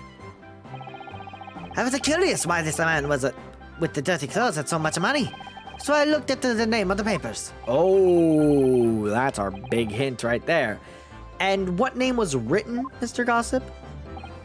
No. This man, he lies. He tells you that he has no name. But in fact, his name is Hugh. Boone. Oh. Wow. That's something. I don't know what the fuck this voice is. His name is Hugh Boone, huh? Is better than Mr. Gossip, I think, see?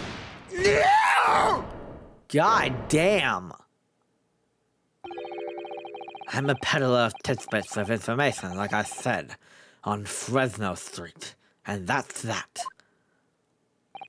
I don't much like folk talking about my personal life. Damn. Okay. Yeah. Shit. Gossip. Indeed. And it is not the intention of the court to invade the privacy of witnesses. Very well, I shall respect your wishes, sir. The aforementioned name shall be redacted from all court records of this trial. Assuming no objections... Fuck you!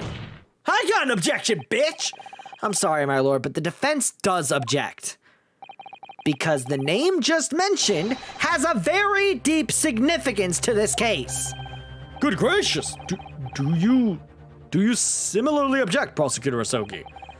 As it happens, my lord, that particular name has already been mentioned during today's proceedings. Well, I never! In what capacity? Hugh Boone. The name of the leaseholder on the room. Of the room, whatever. Let me put it very simply. The victim's body was discovered in your rented room. What do you gotta say about this, Boone? What do you gotta say about it, Boone? I suggest, sir, that you start talking. Well, all right. I suppose that that might be the case, Something just got... Testing. Things are getting interesting. Sorry. So your real name is Hugh Boone? No, it's an alias. Well, just between us. I don't like to blow my own trumpet, but there's no finer peddler of tidbits in town. So I happen to be able to afford a grubby little room in a falling down backstreet townhouse. You do? That was catchy. I didn't make that up. That was, what song is that? The song is called Bang Bang. I don't remember the dude's name who made it, but it's the fucking... He was walking around like a loaded shotgun. I probably can't sing this because of copyright. But that song. Bang Bang, and I forget who made it, but it starts with a K, I believe. And once every 6 months, I go and pay the rent to the agents on 9th Street. I remember now. There were 2 vulgar redheads in that last time. Hey, if either of us is a vulgar, it's not to me. Sink again, Peppino. Why didn't you bring this up before? It's like I told you already. I don't like to talk about my personal life. I'm a tidbit peddler as far as everyone else is concerned, no fuss. You will update your testimony to include this most surprising revelation, Mr. Boone. Yes, I must. Okay, I know where this is going then. Easy peasy lemon squeezy. So, the leaseholder Scotland Yard has been looking for since the body was discovered has been here under our noses all along. Or should I say, under our lips. I read the room down the fellow found it's true. The difference doesn't make. Save. Save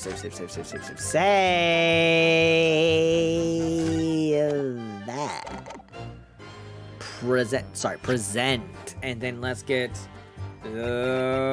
yes! Objection! Damn it!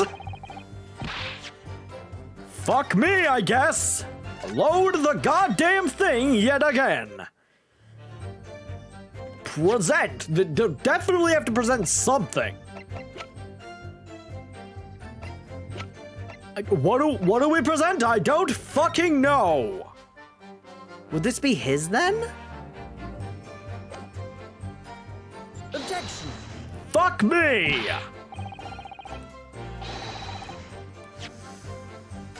Load it again, because I don't know what the fuck I am doing. Okay, I'm just gonna press story once to see if I have to present. No, I do not. Fuck me. All alone in the world, me, if no kinfolk or nothing. Oh, do we present the Objection. Yep, there it is. Boom, easy, pow. You have no kinfolk, and yet your wife exists. Pussy. All right. If you have no kinfolk, as you put it, then explain why it is that among the sparse furnishings, we found this photograph in the room. I presume, as you've been renting the room, that this photograph belongs to you, does it not?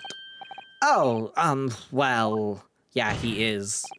He is Mr. Vigil. Mr. Boone, drop the pretense and tell the court exactly who you really are.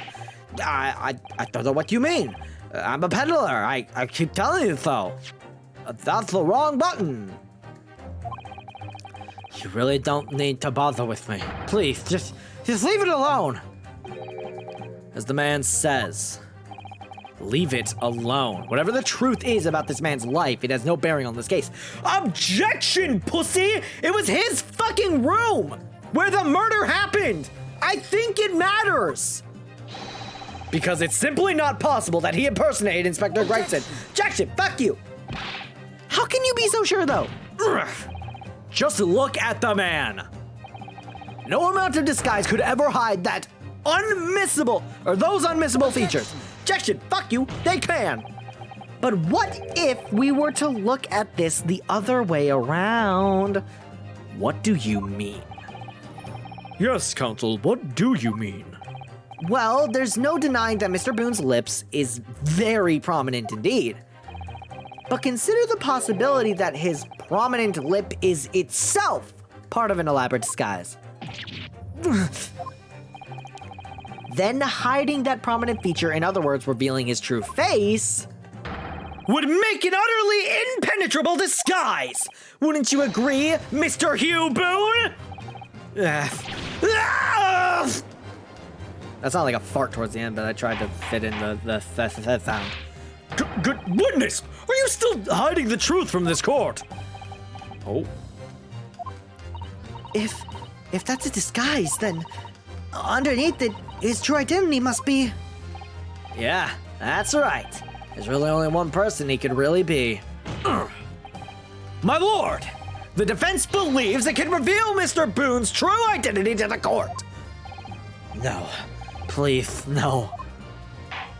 Sorry, bitch. We got you. We got you, motherfucker. Very well then, counsel. What is the true identity of this peddler who goes simply by the name of Gossip on the street? Motherfucker, it's Mr. Daily Vigil. Take that. Pussy. Your real name is actually Mr. Vigil, isn't it? Mr. Daily Vigil. Yes! I don't recall that name, counsel. Who is Mr. Vigil? It's a name I encountered yesterday, my lord. It has to do with a certain client of Mr. Herlock Sholmes. A young gentlewoman came to the detective asking him to locate her missing husband. The woman in this photograph, in fact. This is Mrs. Vigil. What? From what I understand, you haven't returned home since the night before the inspector was found dead. But of course, on that night, you were being held captive by two red-headed League men. And last night, you were put up by the prosecution service in preparation for testifying in this trial, because we'd been led to believe that you, Miss Venus, that's right, I was having a stroke. Because we'd led to believe that you, Miss Venus, and Mr. Sandwich were all homeless. Being important witnesses in the case, we need to know where we could find you, of course. And that explains why you've not only been unable to return home, but also unable to contact your wife, who's been beside herself with worry waiting for you at the Vigil residence. Now hold on just a moment. I don't have what I'm talking about? Really? You don't have any idea what I'm talking about, really? That was smooth as fuck. Sorry, I didn't get time to fully read it. I was like, I don't have the first idea what I'm talking about. Really? That was smooth as fuck. That was so fucking smooth, Ryunosuke. God damn it. Ugh. It's simple enough. It's a simple enough matter to confirm my suspicions. All we have to do is pull off that disguise. No, please. Ugh. Bailiff, bring soap, a sponge, and a wash bowl at once. Mr. De Rousseau and Mr. Rosie, you will restrain the witness. Why are they fucking to it? Oui, my lord. Si, my lord. Why are they the ones fucking doing it?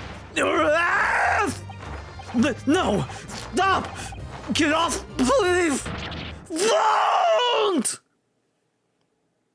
Huh? There he is! Bitch! Motherfucker! I got your ass! I fucking got your ass, pussy! Get the fuck out of my face! Here we go, fucker! Sup? Vigil? What's good, brother? Nice to finally know your fucking name.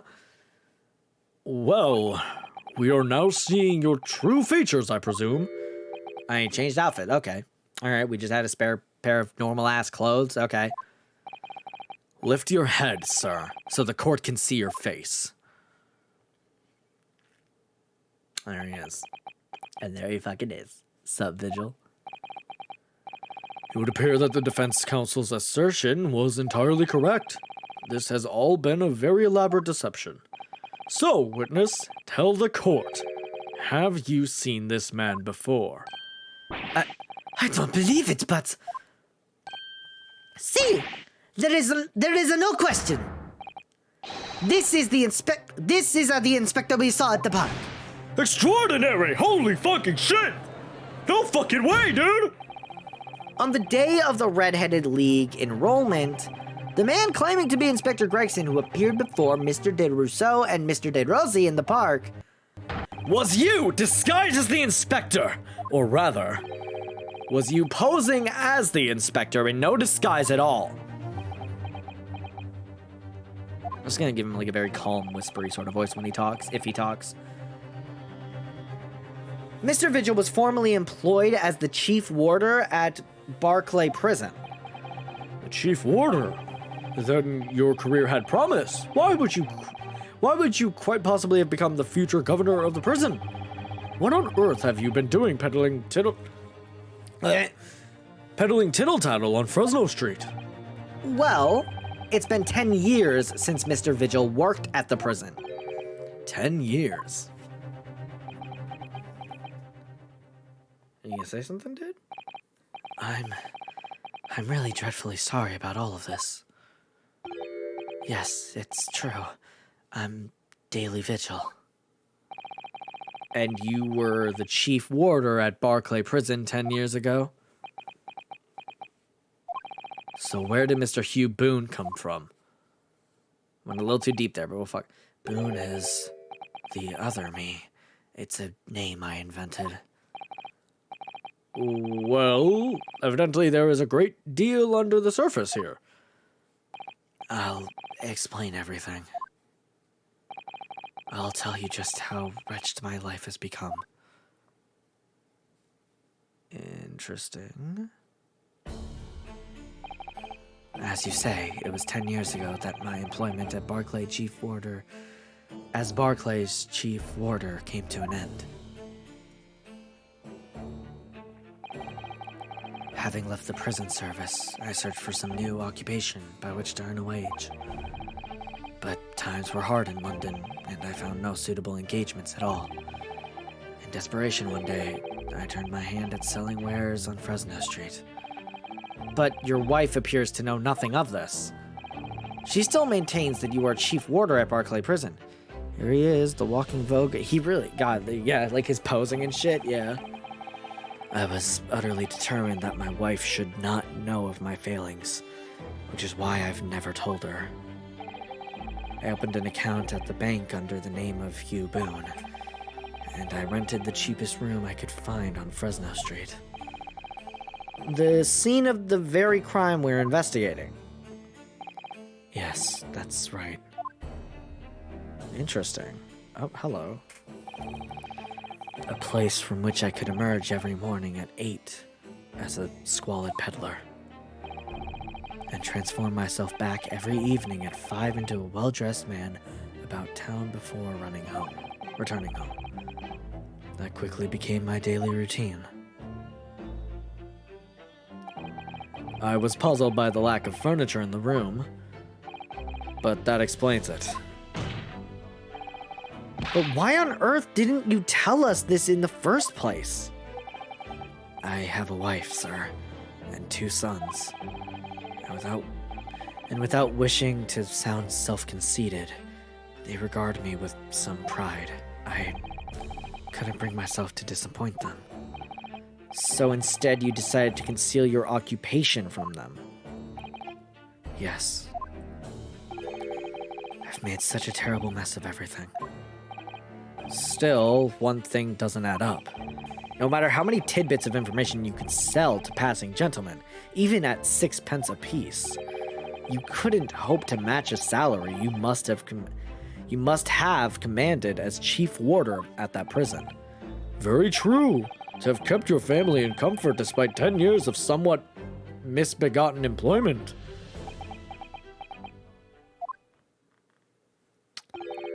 That was all thanks to Inspector Gregson. What? Inspector Gregson? What on earth? It was some years after I had invented Boone and begun my other life as a street seller. He, the inspector that is, recognized me one day.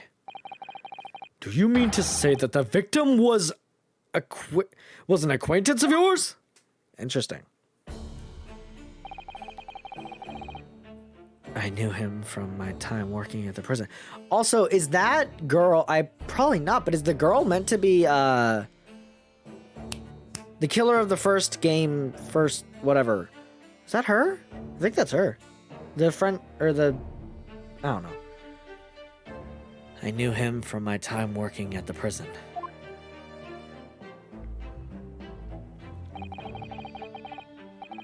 Kind of looks like it, right? When he saw what I'd become, he was deeply troubled for me and my family. Oh, true, yeah, I forgot the swan. And from that day forward, he visited me on Fresno Street with increasing regularity. Come. Then one day... Damn, he really is a Vogue. He asked me if I would carry out a secret assignment for him. A secret? What was it?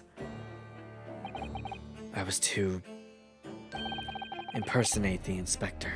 Yeah, that sounds right. What? Impersonate him?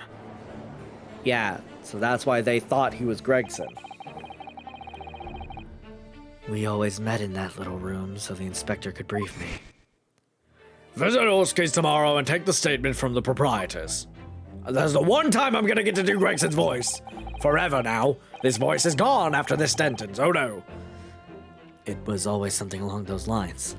Surveillance work, interviewing people. On those occasions, he would lend me his identification so people would believe who I was. My instructions were to make an impression, to let people know that Inspector Gregson had been at work. And for those services, he compensated me financially. A Scotland Yard inspector willingly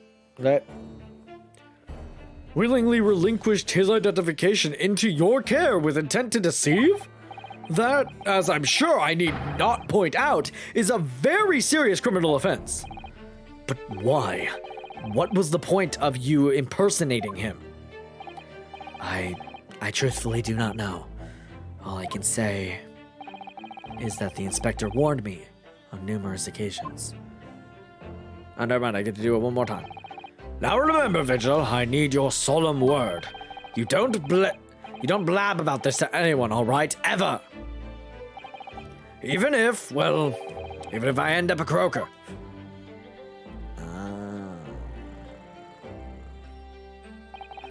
In time, he started to bring papers with him to the room as well. It became something of a second office for him. So, in fact, the person who declared himself to be Inspector Gregson at this park on Lime Street was really... Yes, it was me, acting on the inspector's orders. As usual, I removed my boon disguise, then went as instructed to the park, armed with the inspector's identification book. Never occurred to me that the bruise on my neck might give me away. Ah, wow. That feels weird. It feels weird doing like the boom sound and then a fade. That feels weird. Anyways, wow.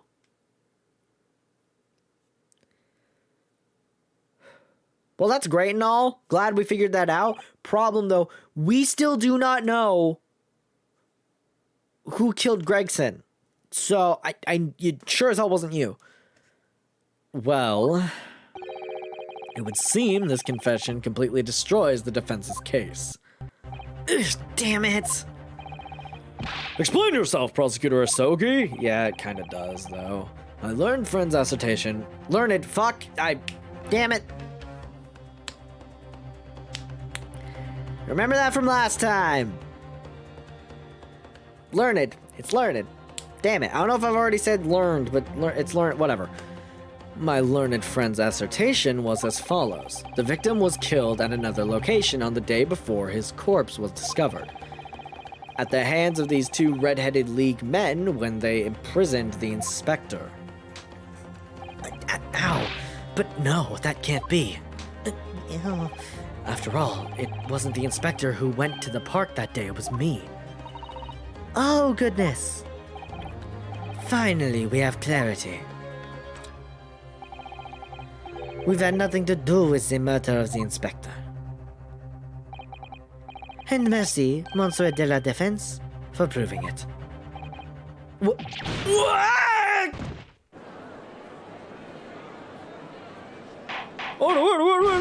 Order! That just sounded like a Patrick impression. Indeed, it would appear that we have reached a de facto conclusion of sorts. These witnesses had no involvement in the murder of the victim, as proven somewhat ironically by the defense. Me and my fat mouth. I hereby call an end to the cross-examination. Yummy! Woo! Hold it! Who said that? Kazuma? Kazuma! Hold it! Pardon me, my lord, but with your permission, I would like to pose one further question to the witnesses. Kazuma? What question, counsel? It concerns the events of 10 years ago. Oh, there it is. You had a sneaky little, what's it called? You had a second motive. You had an ulterior motive, Kazuma. Why am I sounding like fucking King Julian? Fucking, does it concern the events of 10 years ago? Your dear old daddy, ooh. It concerns the events of 10 years ago. I believe you would have been present at a very significant execution that was carried out at the time. 10 years ago? The execution of the professor. Genshin Asogi, damn it. I want to know exactly what your involvement was. Oh. Okay, so they're being prosecuted by Jigglypuff now. Jigglypuff. Okay. Answer me, man. One moment, counsel. Is this related to the current case? Naturally. It is the prosecution's belief that this case and the events of 10 years ago are inextricably linked. Does the defense concur, counsel? Kazuma, you're not yourself. You're not as calm as collected as usual. Yeah, dude's really worked up about dear old daddy. He's really worked up about that, which is fair. You know, it is his dad, but also, you fucking get your priorities in line a little bit? Just saying. Little bit of issues. Anyway. Poor Kazuma-sama. No wonder he's acting this way. Mr. Vigil's memories of what happened 10 years ago would tell the tale of Genshin Isogi's last moments. His own father. I know. I do understand that, but even so... Prosecutor Isogi. Do you genuinely believe that this question requires an answer in order to learn the truth behind Inspector Gregson's death? I need you to trust me. Please.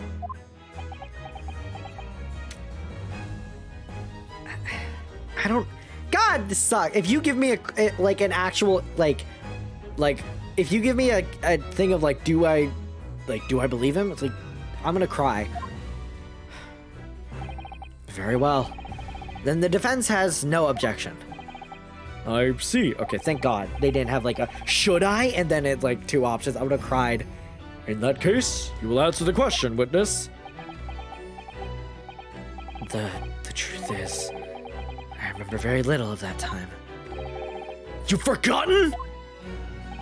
I'm sorry to say, yes. But as I said, I resigned from my role at the prison 10 years ago.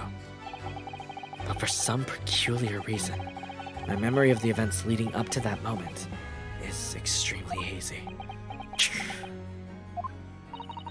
Does that not strike you as strange, Mr. Naruhodo? Sorry? Well, 10 years is a long time, but to have forgotten the reason why he left such an important job? Yeah, you're right. And not only that, Mr. Vigil's claim contradicts what we already know. The human spirit is a fragile thing. It's broken all too easily, which is why we have a tendency to wrap it up for protection. Sorry? The human spirit? I'm afraid I don't understand what you mean. Ignore that sound. When we hold on. When we experience pain and suffering that we feel unable to bear, we block it out, obliterate it from our memories, seal it away. But it never truly leaves us. If the seal is broken, the memories resurface. Oh, like a psyche lock! Yay! And when they do, that fragile spirit may finally be crushed. But I really don't... Kazuma-sama. But if it must be crushed, then so be it, because the truth will not stay buried. It's coming out one way or another. He's really pissed about this. Right, now I understand. It's clear what his intentions are. He means to expose the truth at any cost. He's really angry. Perhaps if I pointed out the contradiction in what Mr. Vigil claimed earlier, it might cause some crucial memories to return to him. But should I? Should I present evidence? Do it! I have no idea how this is going to go, but this is a court of law, and I have a duty to pursue the truth. Ugh. Mr. Vigil, I'd like you to look at this evidence that clearly contradicts your version of events. So he claims he doesn't fucking remember. What is this? Chief Ward of Daily Vigil is relieved of the immediate effect of having violated Clause 132. Chief Code of Conduct for prisons. All rights to redundancy pay and other financial benefits are fully revoked. Aiding and abetting the escape of a prison guard, blah, blah, blah, blah. Just prior to his execution. Details of the escape are still being investigated. Full cooperation. Blah, blah, blah, blah. Additional notes. Indications are that the jailbreak plot was conceived prior to the convict incarceration. It's believed that the convict engaged in some form of negotiation with the prison staff in order to secure assistance. Full disclosure of information regarding these negotiations will be demanded. Cool. Dope. Take that! Just a few moments ago, you made the following statement. I resigned from my role at the prison 10 years ago. I just like to imagine he mocked his voice while doing that. Yes, yes. In other words, you claim to have left the post of Chief Warder of your own volition. Well, yes, of course. Why? Tell me. Do you remember seeing this document before? No, I don't. This is a dismissal notice ordering the immediate termination of a prison staff member's employment. A dismissal notice? And the name on the notice is yours, Mr. Vigil. What? What? It's mine? So you didn't resign from the prison service at all. For some reason, you were dismissed as chief warder from Barclay. No, there's been some mistake. I'm sure I tendered my resignation. This dismissal notice is nonsense. Isn't it? If you were forcibly dismissed, there must have been good reason. Clearly, you did something. Mr. Vigil, it's time to break the seal and have you remember.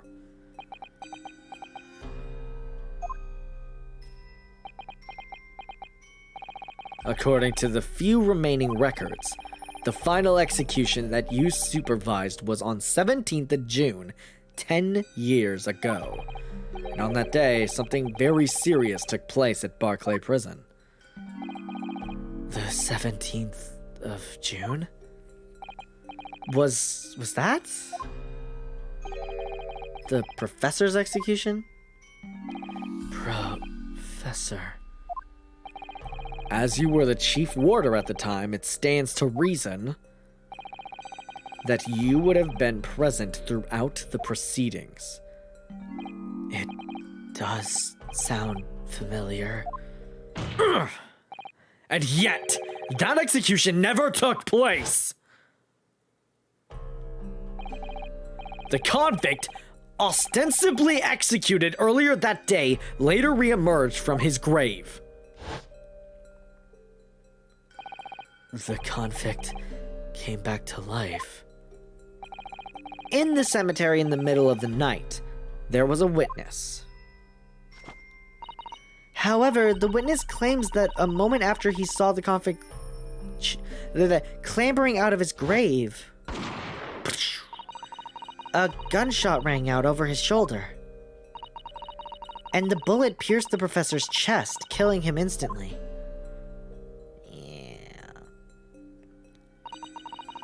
Those may have been the professor's actual last moments. Yes. Seeing as you were in charge of overseeing executions at the time, you must know the truth about what really happened. You must know the truth about what really happened. It's in your head, somewhere deep down. Well, Chief Warder Daily Vigil, I know there are memories in your head that can explain what happened on the 17th of June 10 years ago. Now it's time for you to drag them up!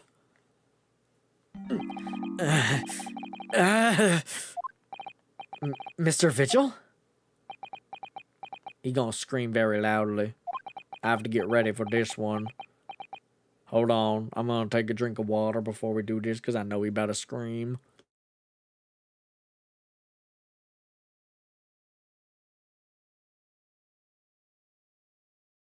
Alright. Took a bigger drink than normal. Yes, the whole prison. It was complete chaos. The prisoner escaped. He was killed in the cemetery. The shocking news ripped through Barclay like a hurricane. I thought he was gonna scream, maybe not. What? Okay, there's a scream. I thought it was gonna be Vigil, but I guess not. Order! Order! Do you mean to say, Mr. Vigil, that your memories of of the time have returned? My head, it's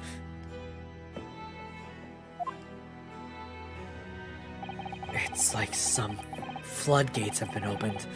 The images, the screams. Oh, my goodness. The papers. There were reports, articles about a man who'd seen a ghost. Yes, an Octreber. But surely those reports were exaggerated. There were traces at the scene. Traces of what? In Lowgate Cemetery, at plot number 139, blood. Lots of blood. That's where the man was buried, of course.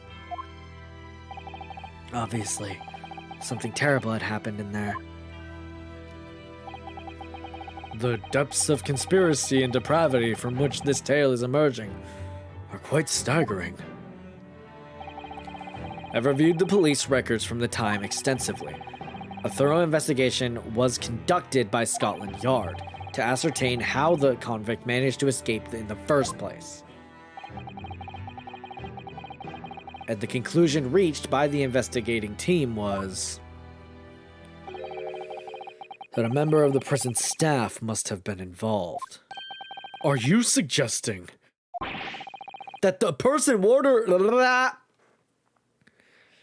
that a prison warder abetted the man's bid for freedom? Yes. Yes, and I was suspected of doing it. Suspected? That's the key word there. It's interesting. Of using that mass murderer's execution as a way to help him escape. You did what? I remember now. The horror of it all coming back to me. One evening, a few days after the execution, some detectives came to the prison. It was called to the governor's office. Or I was called to the governor's office at the top of the watchtower. Oh, fuck me. I'm sorry, Daly. This is serious business, but I can't help you now.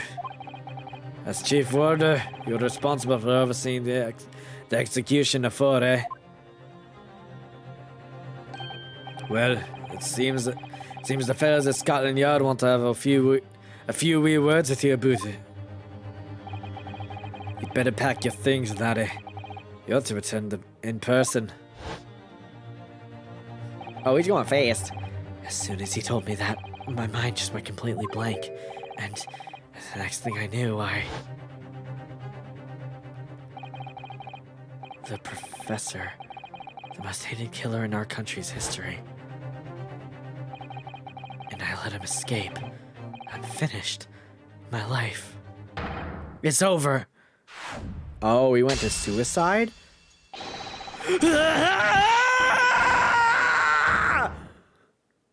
There we go, there's the screen. Oh, he's dead.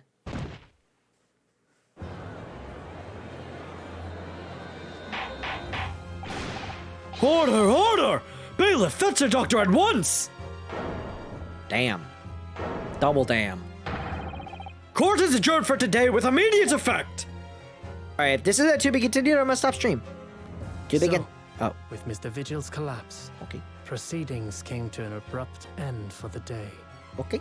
Once again overshadowed by the legacy of that notorious killer, appearing like a cursed ghost ship on a foggy ocean. Lord Van Zeeks, Mr. Vigil, Kazuma, and Gregson. It's been Zeeks this whole fucking time? It's been Zeke. Fuck you. I'm calling him Zykes anyway. Sorry, that was just a... It's Z... Whatever. It's Zykes. It's Zykes. Fuck you, it's Zykes. All of them bound by invisible chains anchored to the same wreckage in the murky depths of the past. But the miraculous light that had been trying to cut through the gloom and shine on those tragic events was playing on the edges of the truth at last. What the fuck? That shit was wild. To be continued. Damn, bro, what the fuck? This game is wild. God damn, man, what the fuck? What the fuck ass shit just happened? Okay. God damn, man. Wild. Fucking wild. I don't know what the fuck. Jesus, I don't know what's gonna happen next. That was wild. I mean, I fucking expected, like, him to be the one who did. I didn't think he'd suicide and then pass out in the fucking game, like in real life. That's wild. Okay. Jesus. Well, fucking... Yeah, I guess we're gonna end stream here. I don't really know what to say. That shit had turns left and right and center and upwards and downwards and in every direction you could possibly imagine. I'm gonna see if anyone is streaming either this game or maybe like one of my friends is streaming. I don't know. We're gonna see. We're gonna figure it out. Any of my friends? Any of my friends? None of my friends. Okay, well, let's check this fucking game then. Let's see if anyone is playing this on stream. There are some people. Okay. All right, let's do this one. Slash raid game player. Was it 100? Okay. I think I got that. Yep. Okay. Enter. Okay. It just told me they're not streaming. I don't know. We're just gonna end stream then if they're not showing up. If they're saying it's all done, whatever. Regardless, thank everyone who came by. I appreciate it. What is my next stream? I actually don't remember what my next stream is. It is oh yeah, Saturday. We're going like 3 days without streams again because I'm working on stuff.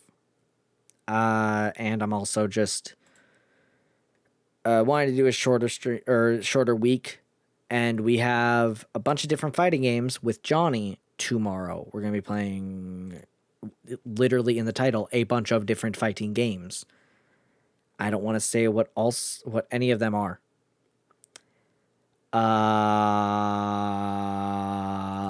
Yeah. Okay. I'm gonna end stream now. Thank you all for coming by. Super appreciate it. And I will see you Saturday, maybe.